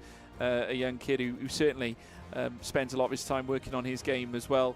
Has just been working with a new rig and trying to find his way with it as well. Once you're used to something for so long, it can be so hard to train yourself out of something, which is something that Jake Benham's struggling to do at the moment. New rig, new seat, new technology. It's something he's going to need to adjust for. But Thomas Ronhaar certainly is the man to watch right now. But can he do it in a race context here today? That is the big question. Certainly coming into a field as strong as this one. Ronhaar not registering a win since Russia earlier on this season. So it's going to be up to him. Can he land a big blow here today at Mexico? Who knows? Can he do it downfield? I'd certainly put him in the hat. I think there's almost a near guarantee. Well, I say guarantee. You know, anything can happen in F1 league racing. You know, think back to Canada last season. I know. Andy always likes to talk about it, so I think I'll continue the trend. You know, Tom's win in Canada, that was something special as well. And you know, you get that once or twice a season, and that could be today with Thomas Ronhaar, especially if he's taking the pressure from the likes of Carreton and Nicholas Longuet, 2 title contenders at the moment. If he comes out on top, then surely, if you don't rate Ronhaar at that point, then you're just a fool, because he's been probably the most consistent driver in recent weeks. We're certainly braced for an instant classic here tonight, folks, and we've got many of the great drivers here that you'd usually see in F1 esports. Just a quick reminder, though, of who brought us to the party here today. Of course, powered by Sim Staff here at WOR, Bespoke Premier, esports staffing solutions. Use code WOR at checkout for 10% off their services. They provide everything for your esports event, whether it be commentators, production teams, whatever it may be. These are the guys to check out, certainly for your event, whatever you're doing in the world of esports, so please do check them out. And also, Grid Rival. Why not come and join us at Grid Rival? Racing has never been this fun. WOR have set up a league on Grid Rival, so come and join. The link is in the description of this stream. We did have, before the start of the broadcast, just over 19 people in a mere day of this being announced. If you want to be part of the fun and check out the action, come and join us, certainly. And you could find that link, as I said, in the description. Come and join us at Grid Rival here at WOR. But shortly we're going to have a big rivalry on this grid very shortly here at Mexico. We're in for a real treat, folks. Thomas Ronha lining up on top spot, but Nicolas Longue, the championship leader, he's not going to want to let sleeping dogs lie. He knows he wants to be on top spot. He has got the credentials, he's got the speed, he's got the potential and power. Can he do it? We'll soon find out, of course. There's still a huge fight being undertaken by that of Alfa Romeo and Williams. This fight could go on for the rest of the season, folks. There's still plenty of races left. And certainly, it could go either way at this point. But let's not forget his teammates as well. Well, certainly the teammate that he's got here today, of course, Luke Smith, partnering Race Clutch, of course, has been very much up there in the fight for supremacy in league racing as well, and certainly has a bright future in many people's eyes too. Race Clutch sort of hold him in high regard as well. What are your thoughts on Luke Smith, Dan? Luke Smith, I think, got a lot of undeserved flack quite some time ago. I believe there was some cheating allegations against him, and that's got to be a good feeling, I guess, when you're not actually cheating, because they have proved that he was not cheating. It's got to be a good feeling that people think you're that good at the F1 game, that you're not playing by the rules, which indeed he was. And I've checked out Luke Smith's profile before on Steam. He's got thousands of hours on all of the F1 games. He really is a grinder, and that is something we do really, really love to see in F1 esports. You know, a driver who's got that will to go the extra mile, to put in that extra lap that some others might not be willing to do. Luke Smith, he's got a great work ethic, and I really do admire him for that. Well, I mean, he is a great talent, has won races as well, has been up at the very top, contesting against those drivers as well. And it's great to see him up there as well. You certainly want to see the drivers who put the work in succeeding in this game, certainly here in this esports, certainly in this division, certainly in league racing, that's for sure. We got many great talents, and we all want to see them succeed. And we're very lucky, certainly here at WOR and certainly in PSGL as well, that we see a lot of these drivers come through the tiers of league racing and find themselves in F1 esports. It's brilliant. It's the perfect breeding ground for new talent, and we've got many of them here tonight for you folks. Obviously, if you remember as well, let's go back to Q1. Jarno Watmir starting from the back. Can he make something happen from that position? Because Mexico isn't the easiest, but it's great for racing in some aspects. We've got plenty of DRS zones, of course, 3 zones in particular. Obviously, we'll see lots of overtaking around the Transira straight. Also, the main straight heading in towards turn 1 at the Principale. I think lap 1 is going to be epic. But how about you very rarely see them in the 3rd DRS straight at the Avalo. It's very rare that we see overtaking at that point. Would you say that the Transira into SA de Largo at turn 4 is the main bone of contention here, Dan? Yeah, absolutely. It's a lot tighter of a corner than you would see at turn number 1, where you do tend to go a bit quicker. It's a lot harder to make a dive bomb move into there, despite having such a long straight. We're normally going to see moves probably before the corner even comes at that point, because of how long that that main finish straight. It is so long, and we could see some maybe 3-4 wide action. It's almost better actually around this circuit to start on the 2nd or 3rd row rather than 1 and 2, because you're not going to have the benefit of the slipstream. And with such a long run into the first corner, you might even lose your positions before it even comes. So these guys, they've got to be careful with their race starts, but I can see also the drivers are a bit impatient to get going. I can see they're all spamming their ready up buttons. So I think these guys, they want to get racing. Yeah, they certainly do. We'll be bringing you all the action, folks. But we want to hear from you as well. Who is going to come out on top for this Mexican Grand Prix. I want to see that chat lit up, folks, like a Christmas tree. Please land us all your comments. Who is going to win this race? I mean, of course, we were blown away by the response of qualifying with Thomas Ronard getting top billing. What a performance from this young man. Certainly, though, Nicolas Longuet looking to chase his first win since Austria. Can he do it from second on the grid? He's got the pace, as we said before. He's got the ability. Can he crunch it out here tonight on track? We'll have to wait and see. Alvaro Carreton also in the mix. And the Spaniard, the Apex Predator, I called him in the days where I was commentating, certainly in the likes of PSGL and WOR, is a man who's not afraid to make the big moves, has cultivated many a decent strategy, very pacey as well, set the fastest lap at Austria in F1 esports, of course, going back a season or so prior.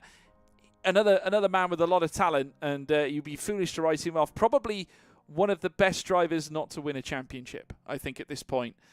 Would you agree with that? Yeah, I think he's been in the F1 esports scene for so long, and with such a hotly contested sort of dynamic nowadays, where drivers are being dropped and chopped and changed, and wherever, the grids look entirely different throughout seasons. But he's always been a factor in there since he came, I believe, in 2018. Correct me if I'm wrong, of course, in the live chat or something. But he certainly is one of the best. He's one of the best, I would say, F1 esports drivers of all time. At the moment, I'm not too sure in terms of where everyone else is. That's a whole other ball game. But consistently over the period of, so we'll say since 2017, since the incarnation of F1 esports up until 2021, he is certainly in the top 5 drivers of all time. Yeah, I have no doubt in my mind. He was always a peripheral figure and has been at Williams for so long as well. And it's great to see him still sticking with them too. And they certainly hold a lot of faith and a lot of support for Alvaro. And we look forward to seeing whether that can long continue. Of course, he's going to be joined by Shanaka Clay as well, of course, known as VSR Infamous in Xbox, a WOR mainstay for years and years. Obviously, he was 1 year at Mexico before as well, as we saw at the very start of our broadcast. But another man with a lot of talent as well. We referred to his period at Aston Martin, of course, and I think all he's looking for is that opportunity, Dan. As many drivers do, they look for that opportunity to be given a good frontal role in a team. And I think Shanaka Clay deserves that, certainly with all his talent and his ability. Absolutely. I think that he is one to watch, because in recent months, since the start of the new PSGL season and start of this new WOR season, season 12, of course, he has been someone who's been at the front for quite a lot of these races. You think back to the previous seasons of League Racing and in F1 esports as well. He's not been at the front of the order quite as much, but he's really come alive in really since the start of 2022. He's been in a great position, now signing with the Williams esports team, and with Alvaro Carreton, I believe he's actually left the Williams dynamic. He's actually just tweeted not too long ago that he's got an announcement coming. I wonder where the Spaniard is going to be seeing himself in the future. Those are questions to be answered very, very soon, but one that we still need an answer to: who is going to win this race? And I think we're about to find out, George, because they're finally on the grid and we're getting ready for this one. Yeah, certainly the formation lap is now on its way, folks, and we're looking forward to seeing who's going to come out on top in this one. Thomas Ronard currently leading them around, as we will go ahead and join everybody for the start of this race. You can see them all warming up the tyres, getting ready for this fabulous contest. There you can see the grid. Thomas Ronhar on top, Nicolas Longuet in second. Tomek Paradzis lines up in third with Puato Stachulek in fourth, Luke Smith in fifth, Jake Benham lines up in sixth, Shanaka Clay in seventh, Alvaro Carreton in eighth. So we wonder where Carreton's going to be going then, should he leave Williams. Liam Parnell in ninth, Donoso in 10th. We've got Jeffrey Ritchie in 11th with Will Lewis in 12th, with Tom Martinez in 13th.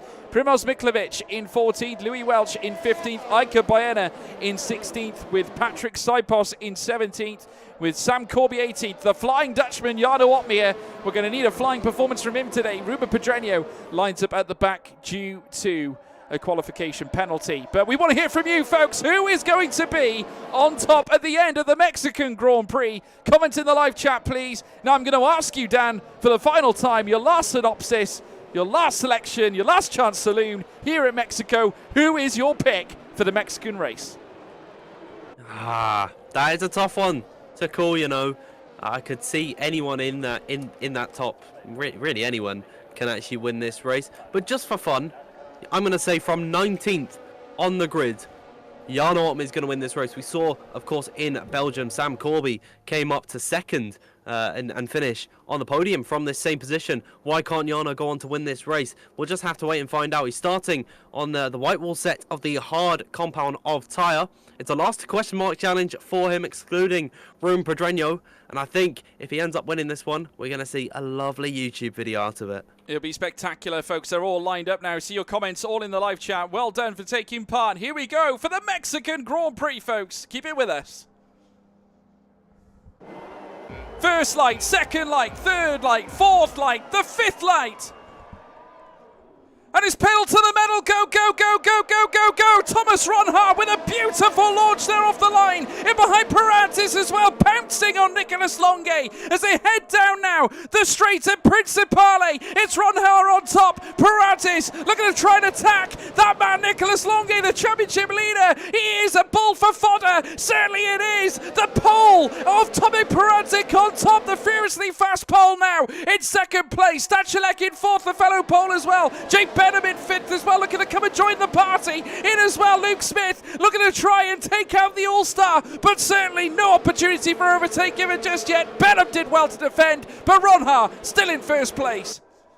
It's the dream start for the Dutchman, leading the way at the minute from Tomek Paragic. Nicolas Longuet wasn't able to get the launch that he'd have wanted. We saw a spin as well from Miklevcic, but he's managed to get himself back underway in this race. Jan Ortme up into 18th position. He went as high as 16th at some point, but he's found a way to lose positions here early on in this one. We got 36 laps of action, and lap number 1 already coming to an end. Thomas Ronhaar leading the way from Paragic, Longuet in third, Stahalek in fourth, then fifth for Jake Benham. It's been a good start for the young Englishman, who is going to be able to make a move in towards the first corner. I'm looking at the likes of Shanaka Clay, who is close to the rear of Luke Smith, but he's actually losing some time in towards turn number 1, so they're all following in tandem without any DRS thus far into the Grand Prix. We've got to wait until lap number 3 for that one, but throughout the order, it's been a pretty damn clean start, George. It's the young Dutchman on top. Thomas Ronhaar leads the way. 0.3 of a second separates him and the pole, Tomek Parantis, of course, Challengers champion, who's getting closer and closer to the rear of that Aston Martin. In third place, Longuet with Stachelek in fourth, Benham in fifth, and further down, Alvaro Caraton lines up in behind his teammate. Of course, Shanaka Clay in 7th place. Parnell in 10th, and he's trying to close up on Donoso. Currently nose to tail now. All of these drivers are very orderly fashion as things stand, but I'm sure that will all be torn up as soon as DRS becomes active. A huge opportunity for the likes of Tomek Parantis to pounce straight away after his championship glory, looking to maybe add a win in WOR to his nest egg of championships and wins as they now head through the next right-hander and in through the final corner at Peraltada at turn 17. Thomas Ronhaar still on top. Donoso getting closer to Caraton as well, as now you can see them bombing down the Recta Principale, and now big chance for Parantis to potentially put hammer and nail in the coffin of Ronhaar, at least for now, as they make their way in towards turn 1. He has not got the DRS just open just yet. I believe they have to wait just another moment before they can open them up. Ronhaar still on top though. Parantis in second. Nicolas Longuet dropping back slightly. He is now 0.3 back from Parantis.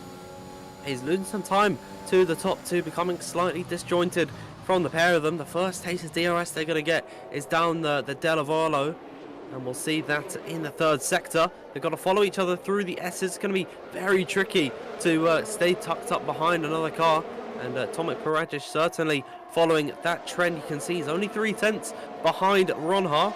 Possibly in towards turn number 1, I'd say, is where he tried to go for a move, or at least make his intentions clear as to whether he wants to stay in behind and follow Ronhaar if he wants to go for the move and lead the race. But in towards Della Varlo, and indeed, yeah, no, he's not close enough to go this time by, but through the stadium section they go. Paragic could potentially try and nail this exit to get a good run down the Principale straight, as off the exit of the final corner, Thomas Ronhaar leading from Tomek Paragic, beginning lap number 4. DRS now open for Tomek the McLaren following in the wheel tracks of the Aston Martin, getting closer and closer down this main straight, and indeed he pulls to the right hand side, but he's backing off ever so slightly into the corner. There he goes, into the lead of this race. He's going to get a healthy dosage of DRS due to the double detection point. Could possibly leave Ronha vulnerable to an onslaught from Longay down this straight, but it's not going to be enough. So Tomek Paragic, we've seen a change in the lead. It is now leading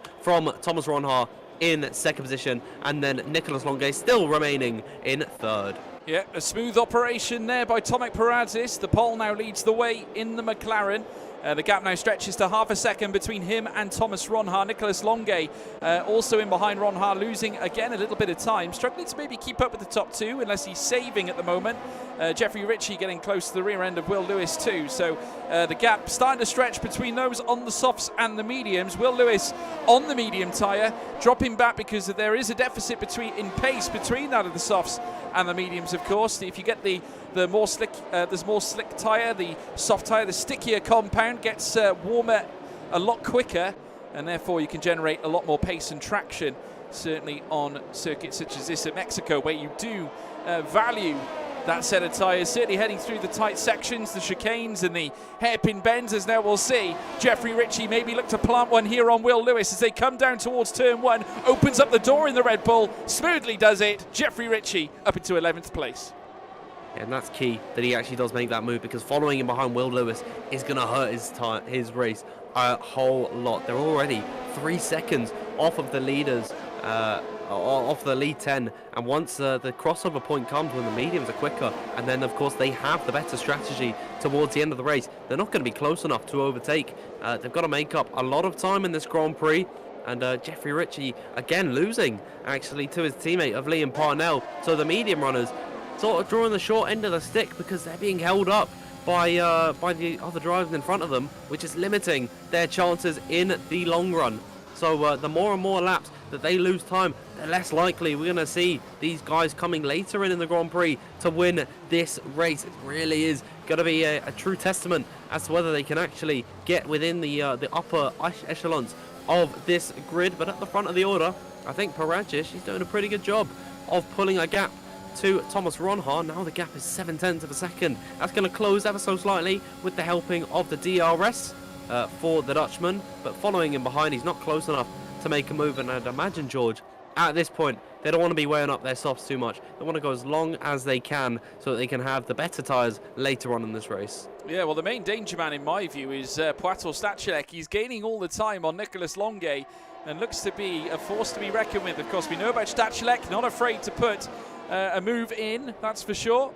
And I'm sure without a doubt we'll see him feature later on in the race. But we've already got penalties littered across this grid. Will Lewis has picked up 3 seconds, as well as Lewis Welch as well. They're the only two currently lining up with time penalties to their name as they head now through the S's section into the main part of Sector 2. Very shortly they will find their way into Sector 3, heading into the Recta della Vallo. And Paradzic still leads with Ronha in second place. Longay lines up in third, with now Poato Stachilek starting to gain.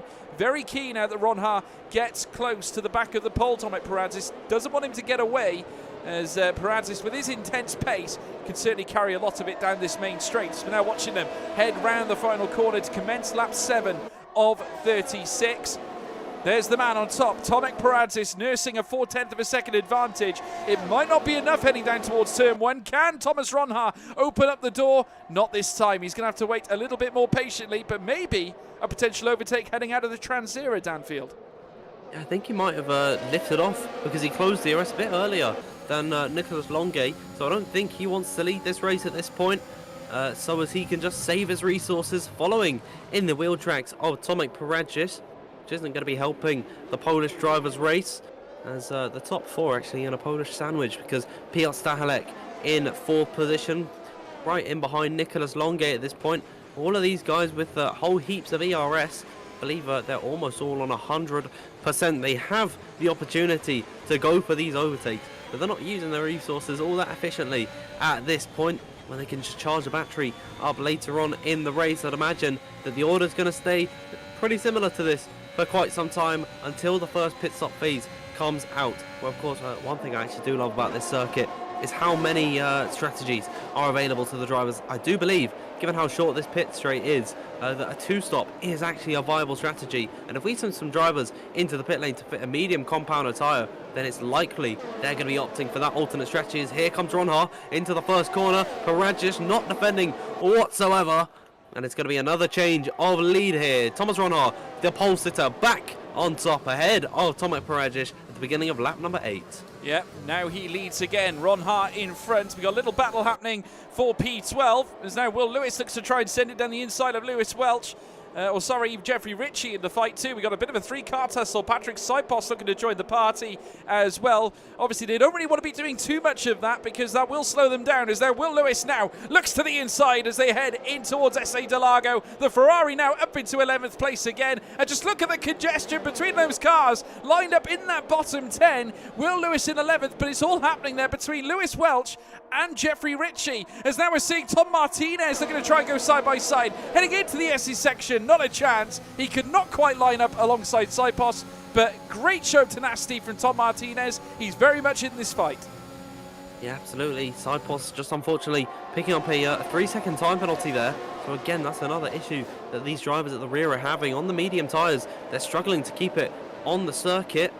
And that is hindering them because they're picking up the penalties way too early on, leaving them vulnerable for the rest of the race. And I'd imagine there are some other drivers who are on 2 warnings at this point, as we'll see if anyone can make a move. I think Louis Welch is close to the rear of Jeffrey Ritchie. Certainly got the run out the final corner, closing to the Red Bull in the sister team Alpha Tauri. But I don't believe so because there goes Ritchie up the inside of Will Lewis once again. Louis Welch could stick a nose in here and he backs out at the last moment. But he is close to the Ferrari car and he might want to think about going for the move. Of course, these two good friends probably in a Discord call at the moment, as off the exit and onto the Transera straight. There you go. It's Jeffrey Ritchie leading from Will Lewis, and no, none of them are making the moves.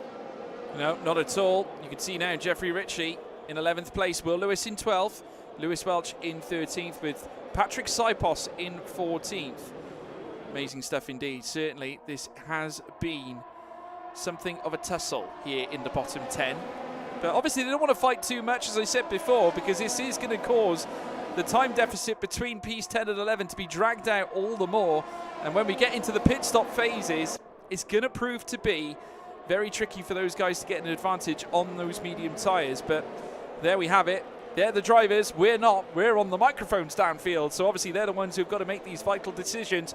But now Jeffrey Ritchie leading that contingent of cars around the final corner at turn 17 at the Peraltada and down the long straight now to commence their lap 10 of 36. In behind you can now see Will Lewis trying to close the gap again. He might get him again here, in fact. Paradzis still on the tail of Thomas Ronhan. No changes up at the top end just yet. But in comes now Will Lewis to look at maybe battle again against Jeffrey Ritchie. And Will Lewis then moves up into 11th in the Scuderia Ferrari. There was a runoff there, in fact. I'm not sure. That was Lewis Welch, I think, who missed his braking zone. A big cluster, a big fight, big scrap. 3-4 wide now as they make their way down the next straight to the Rector Transera. Patrick Sipos in the fight. Iker Baena comes in to join the show. Pedreño in here as well, as though we're seeing them right on through. Lewis Welch in 14th holds his position with Iker Baena right in behind him as well. A fight between 2 Hasses and AlphaTauri, but it comes off with Louis Welch just barely hanging on to his position. Incredible moment in the middle sector. Yeah, the whole Keeler corners looked like a Tesco car park on a Saturday morning. That was incredible how they all managed to avoid the contact. Whilst that was happening, there were some scraps at the front of the order. Last lap by, Stahalek was able to overtake Nicholas Longue, and then Longue was vulnerable to Jake Benham, who might be going for the move into the first corner. He's certainly gaining on the Alfa Romeo, but down this main straight, I don't believe he's using any of his resources. We're seeing a spectacular race so far. Really 2 different stories at this point. We got the guys at the front of the order and then those at the rear as Patrick Sipos closes to Jeffrey Ritchie and Will Lewis, and they're 3 abreast into the first corner. Here they go in towards turn number 1. Who's going to get the advantage? It's going to be Sipos down the inside of the pair of them. A double overtake for the Hungarian driver. Will Lewis losing both positions, unfortunately, could be at the mercy of Louis Welch at this point. He's getting out of the way. He's going slowly. I don't know what's happened with Will Lewis there, as Ikabaenya fighting with Louis Welch, TF10 teammates. The pair of them. Will Lewis is retired on circuit, and that's a bit naughty of him, as there's contact once again at the Horkila corners. Ikabaenya's made the move on Louis Welch, and potentially Pedreño could be sticking his nose in here as they continue into the S's section, where the battling begins to die out ever so slightly, and a VSC's been deployed. And I think Will Lewis, he's the one at fault there, and I'd imagine they're going to be giving him a penalty. Yeah, there's going to be some strict words, I think, from the stewards after that one. You're not supposed to retire on track, folks. You've got to come into the pit lane, and look at the response here from those in front. In comes Thomas Ronha into the pit. Paradzis joins him too. Stachulek in. Everyone's coming in at this point. Sensible time to change onto the medium tyres as they now make their way out back onto the circuit. Longue still in the pits there.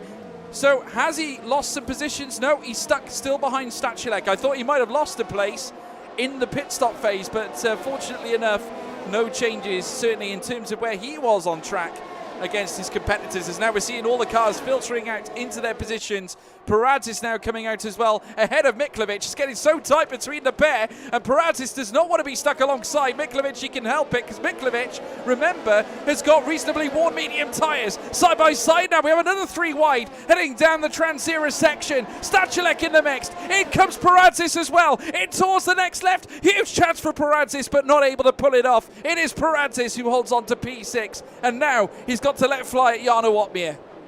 Yeah, they don't want to be caught behind these back markers on the slower tyres. The tides have turned, because now it's going to be these guys attacking the drivers that they were way behind before the pit stop phase. I'd imagine that VSC is directly impacted how this race will turn out, as now Paradzis closing to the rear of Jarno Opmeer. We could see some moves into the first corner. He's got Thomas Ronha has got 2 cars buffer to his main rival in this race in behind, which is going to be crucial unless Paradzis cannot clear them. As off the exit of Peraltada, you'll see he's got the run on Jarno Opmeer. I don't believe Opmeer is going to want to defend this all too hard, as down the main straight they go. DRS already enabled for Paradzis. He pulls alongside the Dutchman in towards the first corner, and I think Stachulek could be trying to stick his nose in here as well. We could see another 3 abreast situation. Into the first corner they go. Paradzis down the inside of Jarno Opmeer, and Stachulek around the outside through the S's. Brilliant stuff from the pair of Polish drivers. They made their way up into 5th and 6th position. That's a net P1, P2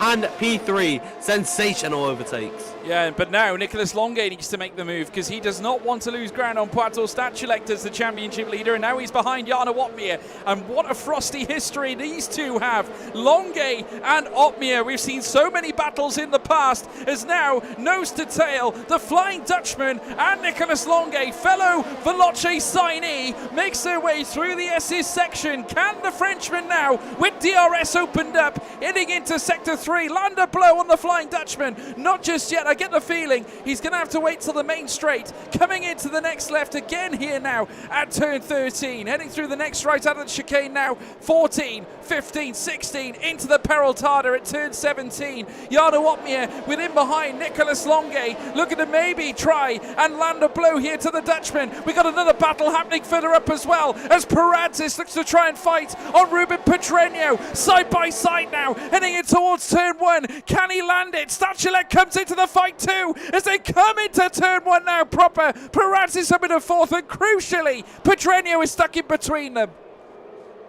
Gonna hurt Piotr Stachulek at this point, as Pedreño's closing once again to the rear, as here comes Stachulek to go down the inside. Oh wow, what a move! Up the inside and towards the second sector he goes, up the of the Haas. There was really no contest there, because I don't think Pedreño wanted to hold him up all too much. You don't want to be that guy that ruins any driver's race. As sensational overtake from Piotr Stachulek. He's managed to find himself back in the fight with his fellow countryman of Tomek Paradzis. Meanwhile, whilst all that's happened, Thomas Ronha managed to clear Jeffrey Ritchie, and now he's stretched a gap of 1.3 seconds, and down in towards Delavallo. Oh, Tomek Paradzis makes a move, and in towards the hairpin corner. The 2 Polish drivers are going ballistic at the moment. They're making all the overtakes on circuit, and now they're in towards 3rd and 4th. Jeffrey Ritchie's going to have no defense against the flying Polish driver in the McLaren. Here goes DRS. for Tomek Poradzic on the rear of the Red Bull, draws alongside in towards the first corner, and before it even comes, he might be through. Indeed, he is, and I'd surely say that Stahelek's going to have a crack at the whip down the Transira straight as off the exit of the Solaro S's. Here he goes. He's got the superior grip on the fresher tyres, and off the exit, DRS enabled. He draws to the outside line. Jeffrey Ritchie without any defence, and what overtakes we have witnessed from the pair of poles, Tomek Poradzic and Piotr Stahelek. You got to take up out of the pair of them. Brilliant move there from Stachelek. It was the move he needed to make. Does not want to lose Tomek Poradzic at this point. Just want to say, though, going back to Jarno Wotmir, just want to note that he is... Oh, dearie me! Huge incident! Massive incident between Nicholas Longuet and Jake Benham in the fast S's. Benham has managed to get ahead there of Nicholas Longuet. A bit of a head scratcher as to what happened, but it got so close between the pair. We've got a big move as well with Donoso in the back getting past Primoz Miklovic. But huge news there between that of Longuet and Benham heading into the S's. A tap there. It was almost like wing to side pod at that point. I'm not sure how, but Longuet, I think, was sideways. Benham was in the midst as well. I just don't know what to say, really. It got so close between them. Further back as well, Luke Smith dueling it out here with Primoz Miklovic. Goes ahead, but Miklovic now sends it down the inside in towards turn one. Is it going to be a late break? Chooses to switch around again. Further back, Parnell comes in for the fight. He moves up into P14 ahead of Sam Corby. Action all across this circuit. But as I was going to say earlier on, what about Jarno Wotmir Danfield? He's on hard tyres, bear in mind, so he could one-stop this effectively. He's overtaking Longuet. Oh my, down the inside he goes. And that's the older hard tyres against the fresh mediums. They're three abreast through Horkila now. And I think Longuet's losing out to Shanaka Clay. Oh my word, Jarno Wotmir has caused some big disruption to Longuet, who's now dropping like a stone down the order. He might have some sort of wing damage because this doesn't look normal for him to be going this slow at this point. He could have some side pod damage. I don't know what's actually happening with the Frenchman. He's now tumbling down the order, being overtaken by Miklavcic, and now Parnell around the outside and down into 14th. I'd imagine Longuet, I think his race is coming to an end. If he ends up coming into the pit to the end of this one, I'd say it's over and done with for him, as we'll see. Is he going to stay out? Is he going to remain in this race? No, he's pulling off to the right hand side and into the pit lane he goes. I think that's the last we'll see of Nicholas Longuet today, unfortunately. Yeah, I think a frustration there shows certainly as he gets penalty, as now Stachelek goes ahead of Tomek Poradzic for second place in this field. Thomas Ronha has had a very undisturbed race right now. He's on top, 1.3 seconds between him and Stachelek. Now Tomek Poradzic down into third place, Stachelek in second, Iker Baena in fourth, with Jake Benham trying to move on him as well. Down the inside, down this next left, as they move into SA Delago, side by side still, through this very tight, almost like a bus stop at this point, but it is Benham, brilliant Benham, who hangs it around the outside of the Horkia, manages to move into fourth place, and the Mercedes there now sits 3.6 seconds in behind Tomek Poradzic. Great show of tenacity there from Jake Benham, and still there's more to come, but he's got a lot of work to do to close down on Tomek Poradzic. Yeah, he's 3.5 seconds back. Shanaka Clay in towards Delavallo goes ahead of Ruben Pedreño. So that's 7th position for the Williams driver. He's now got to clear Jeffrey Ritchie and Iker Baena. When are these medium runners going to come into the pit lane? I'd imagine they're not too far off their pit stops, probably around about the lap 24-25 mark is where I'm thinking. As off the exit of the final corner, we'll see if Shanaka Clay decides to get closer as Tomek Poradzic and Piotr Stahelek swap order again. I'd imagine they're working together to close to Thomas Ronha because they're almost within DRS range of the Aston Martin. They don't want to lift off at any moment in this Grand Prix. They got to keep on fighting. What about Shanaka Clay though, as he's got the better exit than Jeffrey Ritchie, and he's using up his overtake to close to the rear of the Red Bull down this Transira straight to go up the inside at SA Delago. Can he go for it? Jeffrey Ritchie, fair play to him, leaves the space. It's got to be around the outside at Horkila now. Oh, Jeffrey Ritchie with a slight slide there, but Shanaka Clay has come out on top, and now he's into the world's 6th position. He's just got to clear Iker Baena before he can get to work on staying with Jake Benham, who's going to be hunting down the top 3. Yeah, Jarno Ottmeier also in the midst of a fight of his own as well. He's managed to stay ahead of Ruben Pedreño. I get the feeling there's an art to this for the Flying Dutchman as now Fabrizio Donoso moves down the inside now of Ruben Pedreño, heading in towards turn 12. Brilliant move by the Chilean, showing us what he's made of in the Alpine. Incredible in Sector 3, and he will move ahead of Pedreño for that 9th spot. So good showing here from the Alpine team. What a response indeed. Further up, we've got the gap starting to filter outwards now between Benham and that of Stachulek as now Luke Smith moves ahead now. Ruben Pedreño. Pedreño really struggling at this point. Moves straight away back into the slipstream. He'll have a chance to maybe overtake again. Heading in towards turn 1. He does not at this point as they head in towards turn 1. No changes from Pedreño. He does not move back ahead of Luke Smith. So crafty work there from the Alfa Romeo, who's now got to try and close on Fabrizio Donoso. Further up, you can see there Shanaka Clay still holding on to that position in P6 away from Jeffrey Ritchie, but he's closing now on Iker Baena, who has actually got a 3-second time penalty. You can see them still nose to tail heading around the Hall Kia bends. But the story is, at this moment in time, Thomas Ronhaar on top, but look at that deficit. It's come crashing down now at this moment downfield. Half a second between that of Ronhaar and Paradzis. Paradzis showing all that tenacity that we saw in Challengers. Remember, they raced here for the Challengers series at Mexico, and now he's back with a vengeance. Looking to cause a stir here in WOR as they now make their way around the next right-hander, the final corner at the Peraltada. Huge opportunity now for Paradzis to effectively put a spoke in the wheel. That is Thomas Ronhaar's certainly potential to win this race here today as they come down now towards turn 1. It's just these 3 cars with a massive 5-second gap between Jake Benham and Shanaka Clay. Just look at that. Tomek Paradzis right on the rear wing here of Thomas Ronhaar. Does Ronhaar have anything to be concerned about at this point, Dan?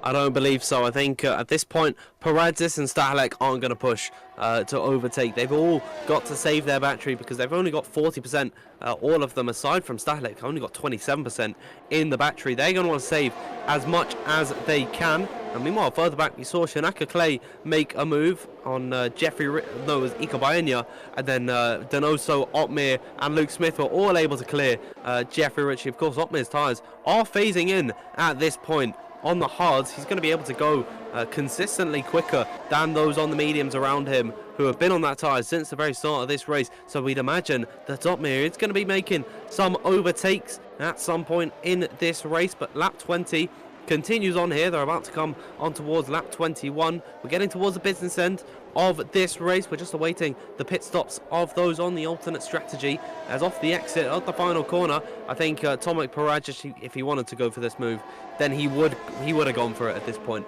He's 5/10 behind. He's got the longest straight on the F1 calendar almost to go for this overtake. But again, yeah, no, he could have gone for the move, and he's backing off in towards turn number 1. So those guys won't be pushing at this point. And surely, George, that's going to allow for the likes of Benham and Clay to close up soon.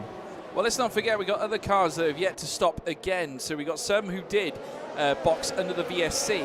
Of course, Jarno Ottmeier wasn't one of those guys. He did stay on the hard tyres. Alvaro Caraton goes ahead of Jeffrey Ritchie. Still, though, at the front, the story tells itself. Thomas Ronhaar is on top with Tomek Paradzis in behind, about half a second back. Then Puato Stachulek in the midst in P3 as well. Sort of half a second separating each car in the top 3 right now, but I get the feeling we're going to be in for an absolutely massive finale between these 3 drivers. It's going to be exquisite to see, because I get the feeling the likes of Ronhaar, Paradzis, Stachulek, certainly Paradzis and Stachulek, they don't want to do it too early. They do not want to cost any tyre wear and at the same time lose any ground through any mistake or through damage. They want to hang on, at least for now, stay behind Ronhaar, get the tow, leave it for the final few laps. I think we're going to be in for a real dogfight affair. Yeah, absolutely, and I think those tyres are going to be able to go to the end. We've seen the likes of Baena, Ritchie, Pedreño, all those guys have been since the beginning of the Grand Prix. Oh, let me stop you there. Let me stop you there. The Flying Dutchman, Jarno Ottmeier, with a move now on Iker Baena. No chance for the Haas as the Flying Dutchman lights up the broadcast again. The Mercedes up into 7th. The long game is working. The Ottmeier plan is being unleashed. Could something happen here? Could a late stop determine a better result here for the Mercedes? In comes Luke Smith now as well, looking to try and make a move on Baena as well. The Haas is fodder. The Haas is fodder for those around him. And now the Alfa Romeo is up into P8 as well. But Jarno Opmeer, all of a sudden, coming alive here in lap 22.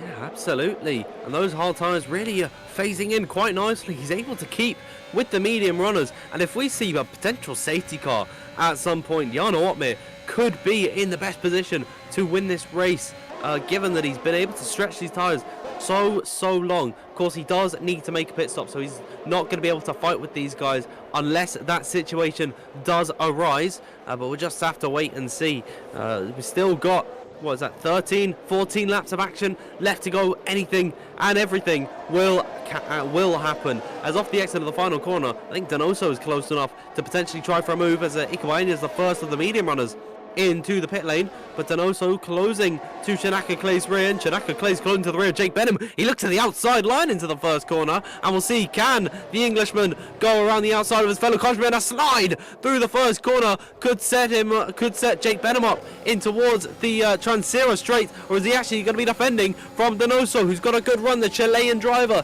in the Alpine, potentially in towards Esser Largo? No, he didn't go for the move at that moment in time, but they are all certainly closing up to each other. But again, they're not making up time. 6.2 seconds they are behind of Stahelek at the moment, which means they are not in the lead fight. I think it's a three-way tie for this race win, George. Yeah, well, I get the feeling Benham is doing a job here for Mercedes. I think he's helping his teammate Jarno Opmeer here. The pair of them working together. I know they've been practicing together lately, and now I think what Benham's doing, very, very, very smart, in fact, very high IQ here for the Mercedes team.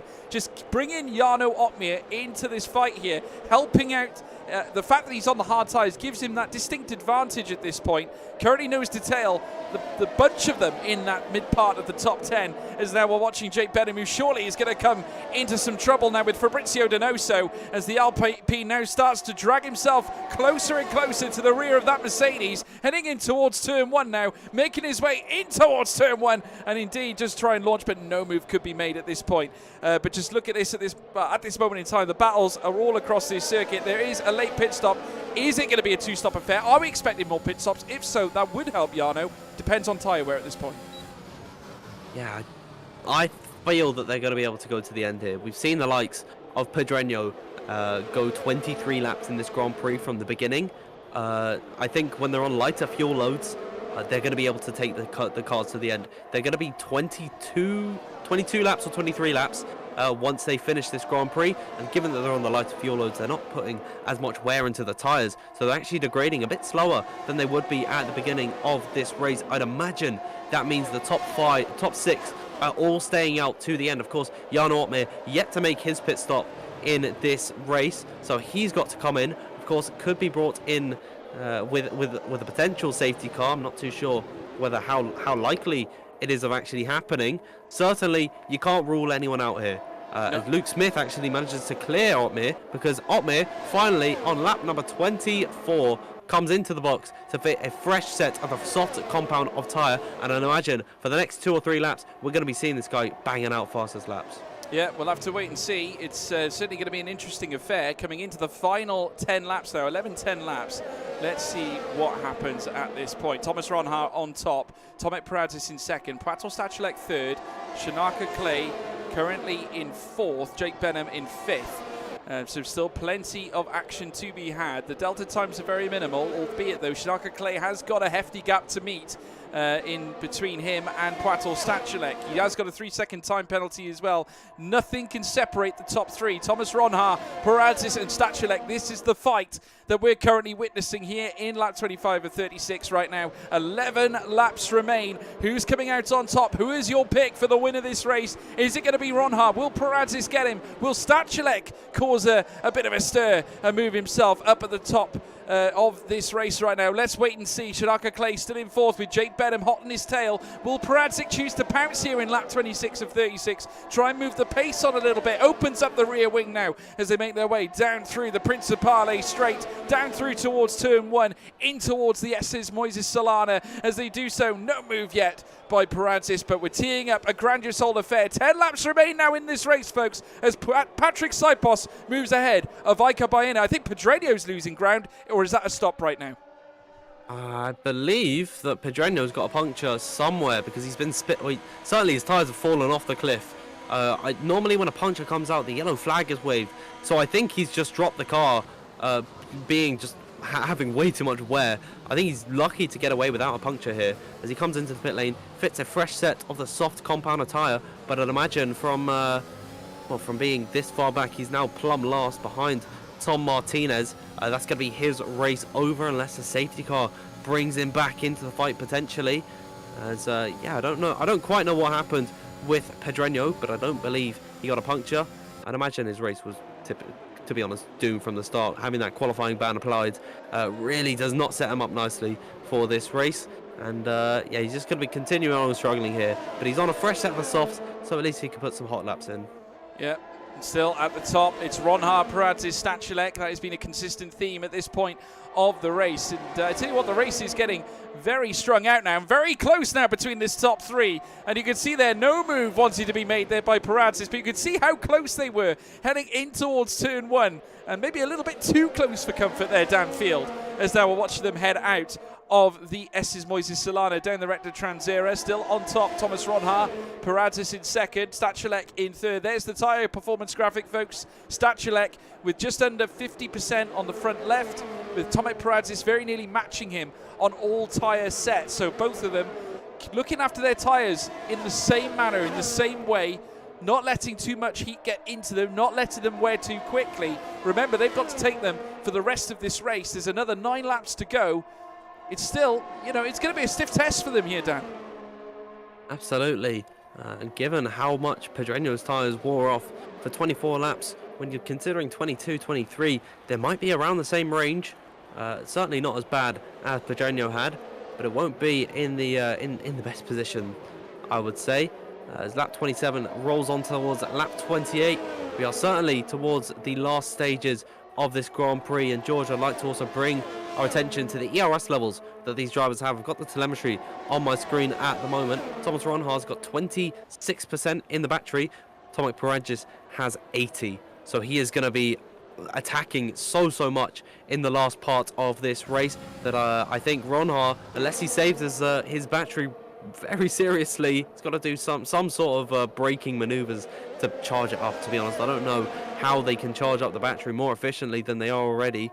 He's going to be in a whole world of hurt as Jarno Opmeers cleared Patrick Saipos, that is, on his fresh set of the soft compounder tyre. And I'd imagine that the Dutchman wants to go for the move on Iker Baena as opening up the DRS and closing to 3 of the Haas car. He's not using any of his overtakes, so no. For the final spot in the points, he's not going to go for this overtake, George. But lap number 28 of 36, we still got the top 3 miles ahead of anyone else, and it's got to be one of these 3 to win this race. Well, still a very good performance here from Jarno Opmeers, despite starting from the back of the grid. Remember, the back row he shared with that of Ruben Pedreño, and he's managed to certainly cultivate a reasonable performance. 8 places gained effectively in this race. He's now up into 11th place, and now making his way in towards the next right-hander. And you firmly expect him to overtake Iker Baena heading down the main straight, and will commence their lap 29 of 36. 7 laps left to go in this Grand Prix here at Mexico. Hope you've all been enjoying it. Paradzik now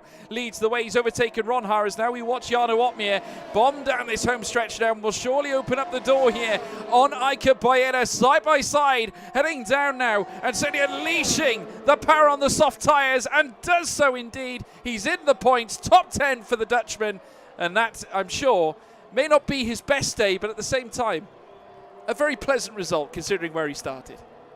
Yeah, absolutely. Meanwhile, though, in the points for some of the upper echelons of the points, we've got Fabrizio Reynoso going up the inside of Shanaka Clay through Horkila and in towards the S's. They're going to run wheel to wheel through here. Surely not as all. Shanaka Clay almost being spun around by the rear left of the Alpine, but he's lost that position now at the mercy of Luke Smith, possibly down the Delavolo straight as in towards. No, he's not going to be able to get close enough, but certainly these guys are having a very, very clean fight, and I believe they've all got equipped themselves, aside from Jake Benham, with 3 seconds of time penalty. So they are actually fighting for position at the minute as off the exit of Peraltada. We'll see if any of these guys want to go for the overtake. Certainly Luke Smith is using up the battery and he's closing to the rear of the Williams of Shanaka Clay down this main straight.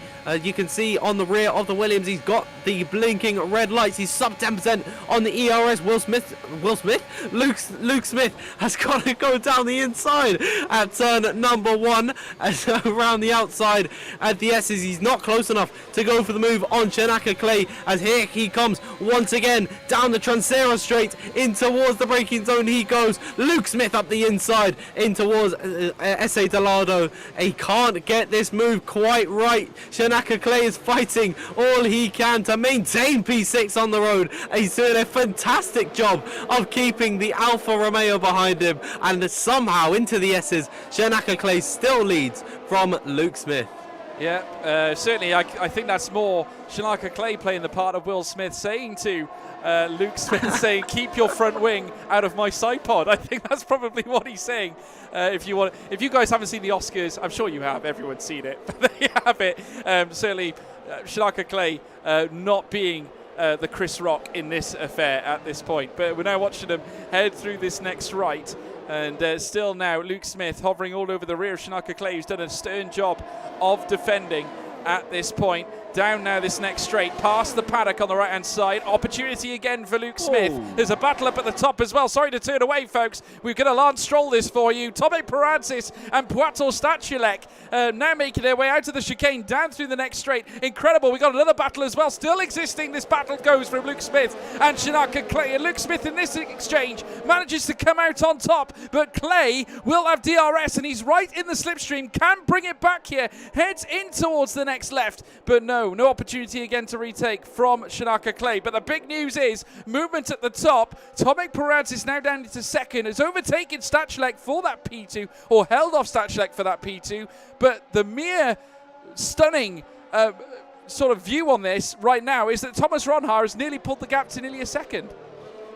Yeah, he's been able to clear his rivals at the minute, and that's because they were doing some infighting between the pair of them. There was a bit of contact, and that's why I winced through turn number 1 that they had together.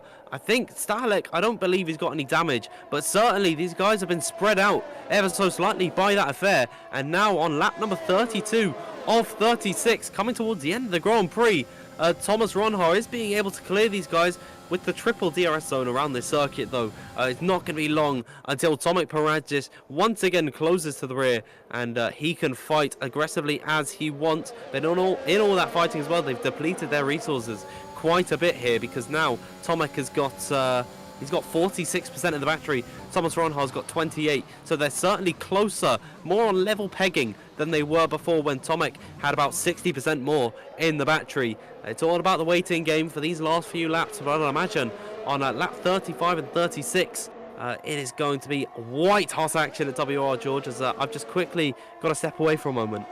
Yeah, well, certainly Thomas Ronhaar shows the way right now, with 6.5 tenths being the gap between him and Tomek Perantzis. Puato Stachulek in third, Donoso in fourth right now, with a gap of 7.5 seconds separating him and Stachulek. Jake Benham also right on his rear. That's another battle that could prove to be a tough contest leading in towards the final laps of this race. We've still got 4 left to go as they cross the line to commence lap 33. 3 laps now on the timing tower, still 4 left if you consider the last one. Ronhaar now in first, with Perantzis now right on his rear. That gap is now being brought down again into the 4 tenths mark. It will shortly come down below the 3 tenths mark as now Perantzis makes his way through the next right into the next left. It's getting frosty here at the top end as now we reach the final few laps of this race. Incredible as Stachulek tries to gain as well. Parazis with a huge opportunity himself to maybe overtake for the lead. He chooses not to at this point, but what we can confirm is this: Jarno Wotmir is gaining on the pack ahead as well on his soft tyres. Huge ending, huge drama, potentially in the offing here at this point. Let's wait and see who can bring it to the table. Further down, you can also see the battle happening for the latter stages. Those drivers trying to find their way higher up in the grid order. Miklovic trying to overtake now as well, but no, cannot find his way past Jeffrey Ritchie, as now we're watching them head through this next right-hander. But what an incredible fight happening across this grid order. The penalties here have been absolutely unbelievable. Ikabayan is on 12 seconds, Louis Welch on 12 as well, Patrick Sipos on 12, as well as Nicholas Longue, who's still running in this race, 11 seconds to his name, but Donoso getting utterly punished right now. I get the feeling Jake Benham is just happy to stay behind the Alpine, collect a P4 after the race, and knows that he will hold that position. And at the same time, he can use the DRS on Fabrizio Donoso to defend against Luke Smith here.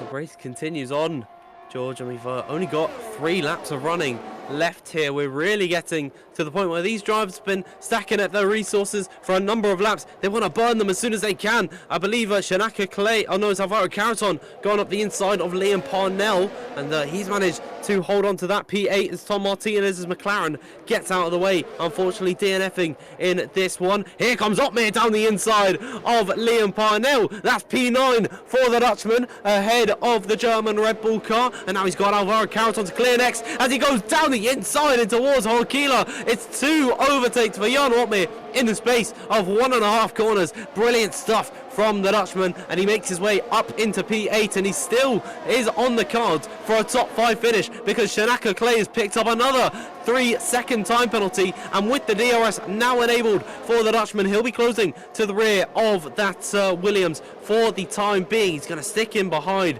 but great stuff from the Dutchman, really making a charge through this grid. Didn't I say something could happen in the dying moments, Stanfield? We have teeing up a huge finale now. Jarno Wotmir with the pace on the softs, and a limbering Shanaka Clay now cannot bear to look, as now Jarno Wotmir down the inside, the paddock side. He will go past the Williams here, side by side in towards turn 1, heading down the Principale, in towards the Estes Moises Solana. The Dutchman now moves up into 7th place. Another move here for the Mercedes. He is flying here with only 2 laps to go, and now ahead of him, Luke Smith on the softs. Jarno Wotmir is undeniable. Coming down now this next straight, he's got S.A. Delago coming up next. Major points could be heading to Mercedes after this exquisite finale.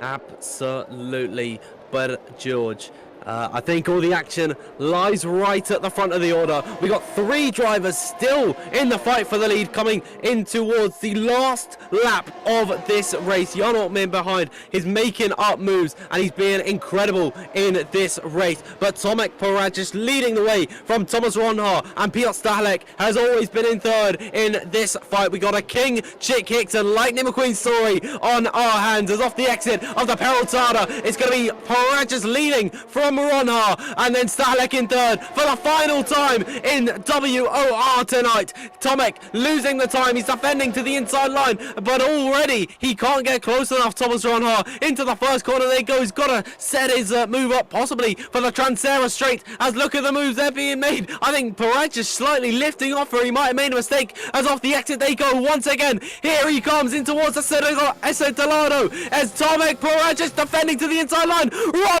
to the he's got the inside next right, and down the inside they go. Slight bit of contact between the pair of them. Through Horkila now they go. It's going to be Ronhaar down the inside. Piotr Stahlek trying to stick his nose in here, as there it is. Thomas Ronhaar, the pole sitter of this Grand Prix, leads the way for the last 2 sectors of this Grand Prix, but possibly in towards the last few corners. Tomek Paragis could have one last gasp at an attack in towards Delavallo, but I don't believe it's enough. Thomas Ronhaar has got the move done in towards the stadium section for the final time. The Mexican crowd roars for the Dutchman. The fireworks going off here, confetti all around here, because off the exit of the Peraltada for the final time, Thomas Ronhaar picks up his 2nd win of the season, and he wins in Mexico. What a race indeed. Ronha showing, silencing anyone who doubted his moves here in this race after an exquisite ending to Q3. Thomas Ronha showing why he is a future star to be taken note of. The Aston Martin has won the WOR Mexican Grand Prix, beating the Challengers PC champion Tomek Paradzis home to the punch. He just went too early, Paradzis. He thought he had the job done, but heading down the trans era is what opened up Ronha's chances of victory, and he has now taken the win here in WOR Mexico. Incredible. Stachulek comes home a very good P3 as well, but how about as well the Mercedes of Jake Benham and Jana Watmir, P4 and 5. He has gained an almighty incredible 14 places to cultivate another stunning performance. What a finish to Mexico. It provides a fiesta in racing here, Dan Field.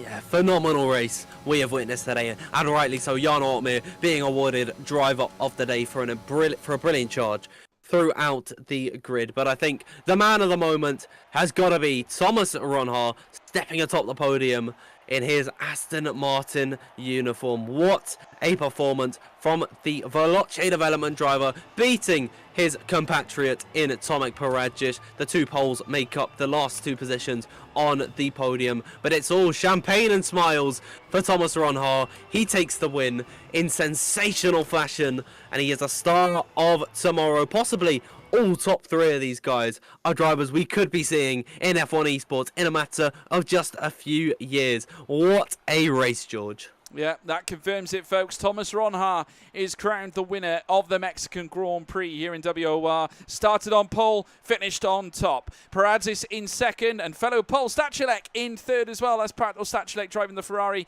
starting on fourth, up into third. Both Tomek and Prato getting a place on track each.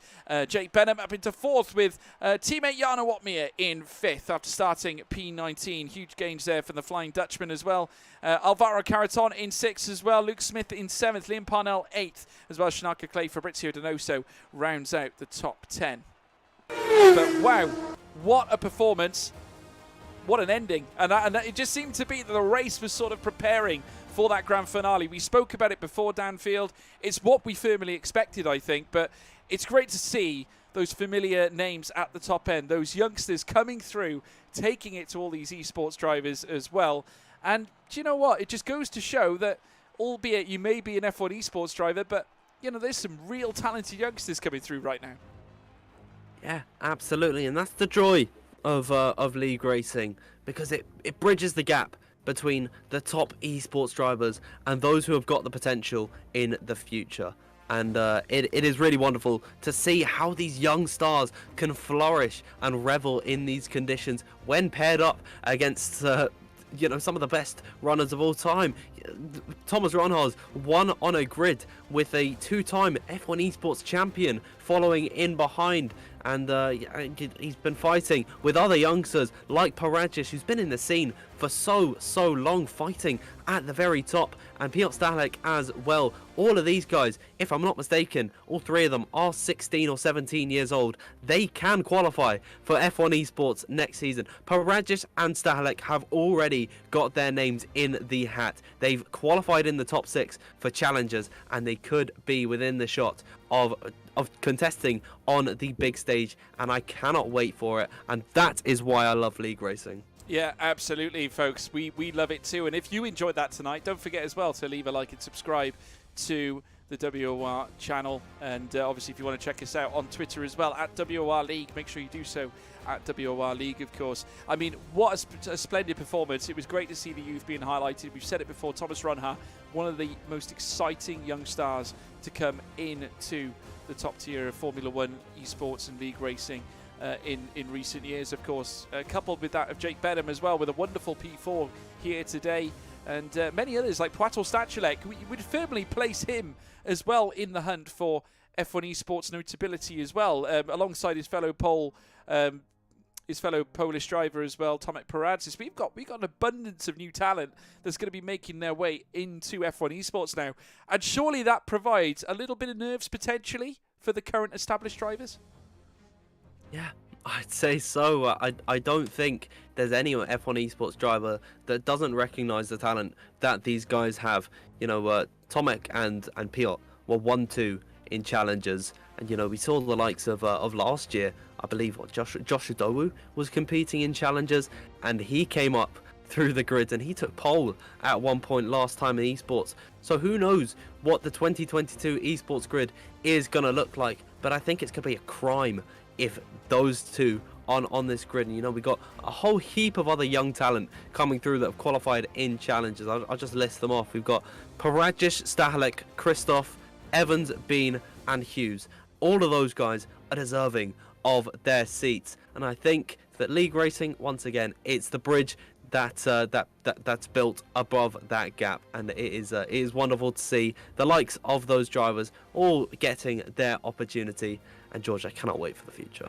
No, we're going to be in for a real treat, folks, and I have to say, WOR, you've got lots to come in the near future as well, because we got Australia next week as well. Next Sunday, I of course will be back for that one too, but we've also got many other tracks as well. The likes of Portimao is going to be coming up on our calendar very soon, as well as Jeddah, the French Grand Prix as well, Silverstone, not forgetting Spain, and then the grand finale at Brazil. So plenty more to look forward to. It's still a long season ahead, plenty of opportunities for points for many drivers. The championship battle really is still in full flow, but what I can tell you is this: both Nicholas Longa and Karatom weren't on the podium today, so that will give a huge bit of grace to Tomek Paradis, of course, who did earn some big points as well. Not forgetting Płator Stachulek, who came into this on 22 points, but he'll come away with a bumper 18 points to go towards his championship repertoire. But the big 25 points going to Thomas Ronha, who currently sits on 41. That will put him on an incredible 66 points.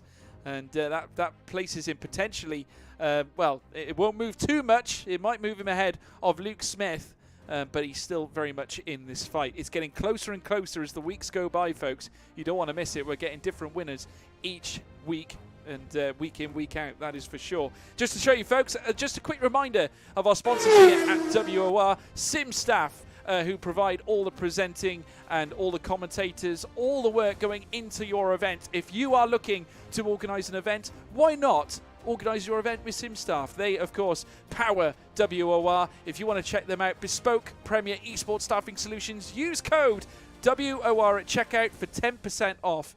And that is simstaff.net. Descriptions and links below in the box in the description, of course, in this stream. Please make sure you check it out. Of course, not forgetting Grid Rival. A big warm welcome to Grid Rival to WOR as well. And we, of course, have a league set up for WOR too. We've had an almighty 19 people sign up in a single day, and racing has just never been this fun, of course. So come and join in the fun, and you can join in again with the link below in the description, and it'd be great to see you all there as well. But almighty fights out on track today, folks. It certainly was a firecracker of a finale, a firecracker of a race as well. Such an amazing array of battles and talents certainly dueling on this track today at the Autodromo Hermanos Rodriguez. But we'll be looking forward now towards the Royal Albert Park circuit, heading over to Australia. And we'll look forward to going down under. Andy's there at the moment, but we're going there virtually downfield. I'm looking forward to it. If you haven't done so already, like I said, please leave a like and subscribe to the WOR YouTube channel. And if you want to check out the Twitter as well, as I said before, at WOR League, please make sure you do. You can also check me out on Twitter as well. You can see my name just below, at George Morgan TV. Dan, would you like to give them your Twitter as well, if you please? Yes, of course. Mine is just below my face at the minute, Danfield F1_, and I'm closing in on 1,000 followers, so I'd really appreciate it if you'd head over to both of our Twitters and drop a follow, and it would be much appreciated. But what a brilliant race we've seen today, and I can't wait for Albert Park. I just want to get there now, to be honest. Yeah, cue and follow. Sorry, Dan. But yeah, looking forward to Australia next week, folks. We will see you all there, and don't miss it. We're going over to Albert Park, around the man-made lake. Looking forward to it. We'll see you then. Take care of yourselves. Goodbye.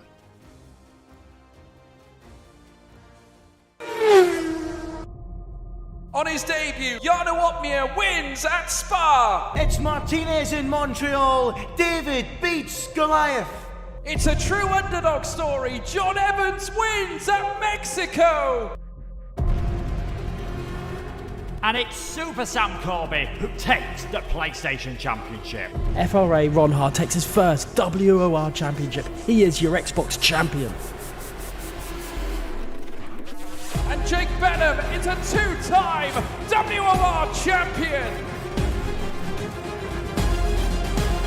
Dobbin around the outside of the line. Shadow is contact again. Ronha is around. Melanie, surely is going to win here at Abu Dhabi. He does. 16 races across 5 continents. From Brazil to Belgium and Bahrain to Britain. Soon this story starts. Across 3 platforms, hundreds will begin the quest. The quest in search of glory and the right to be called a WOR champion. Lights out, and we're racing in Season 12.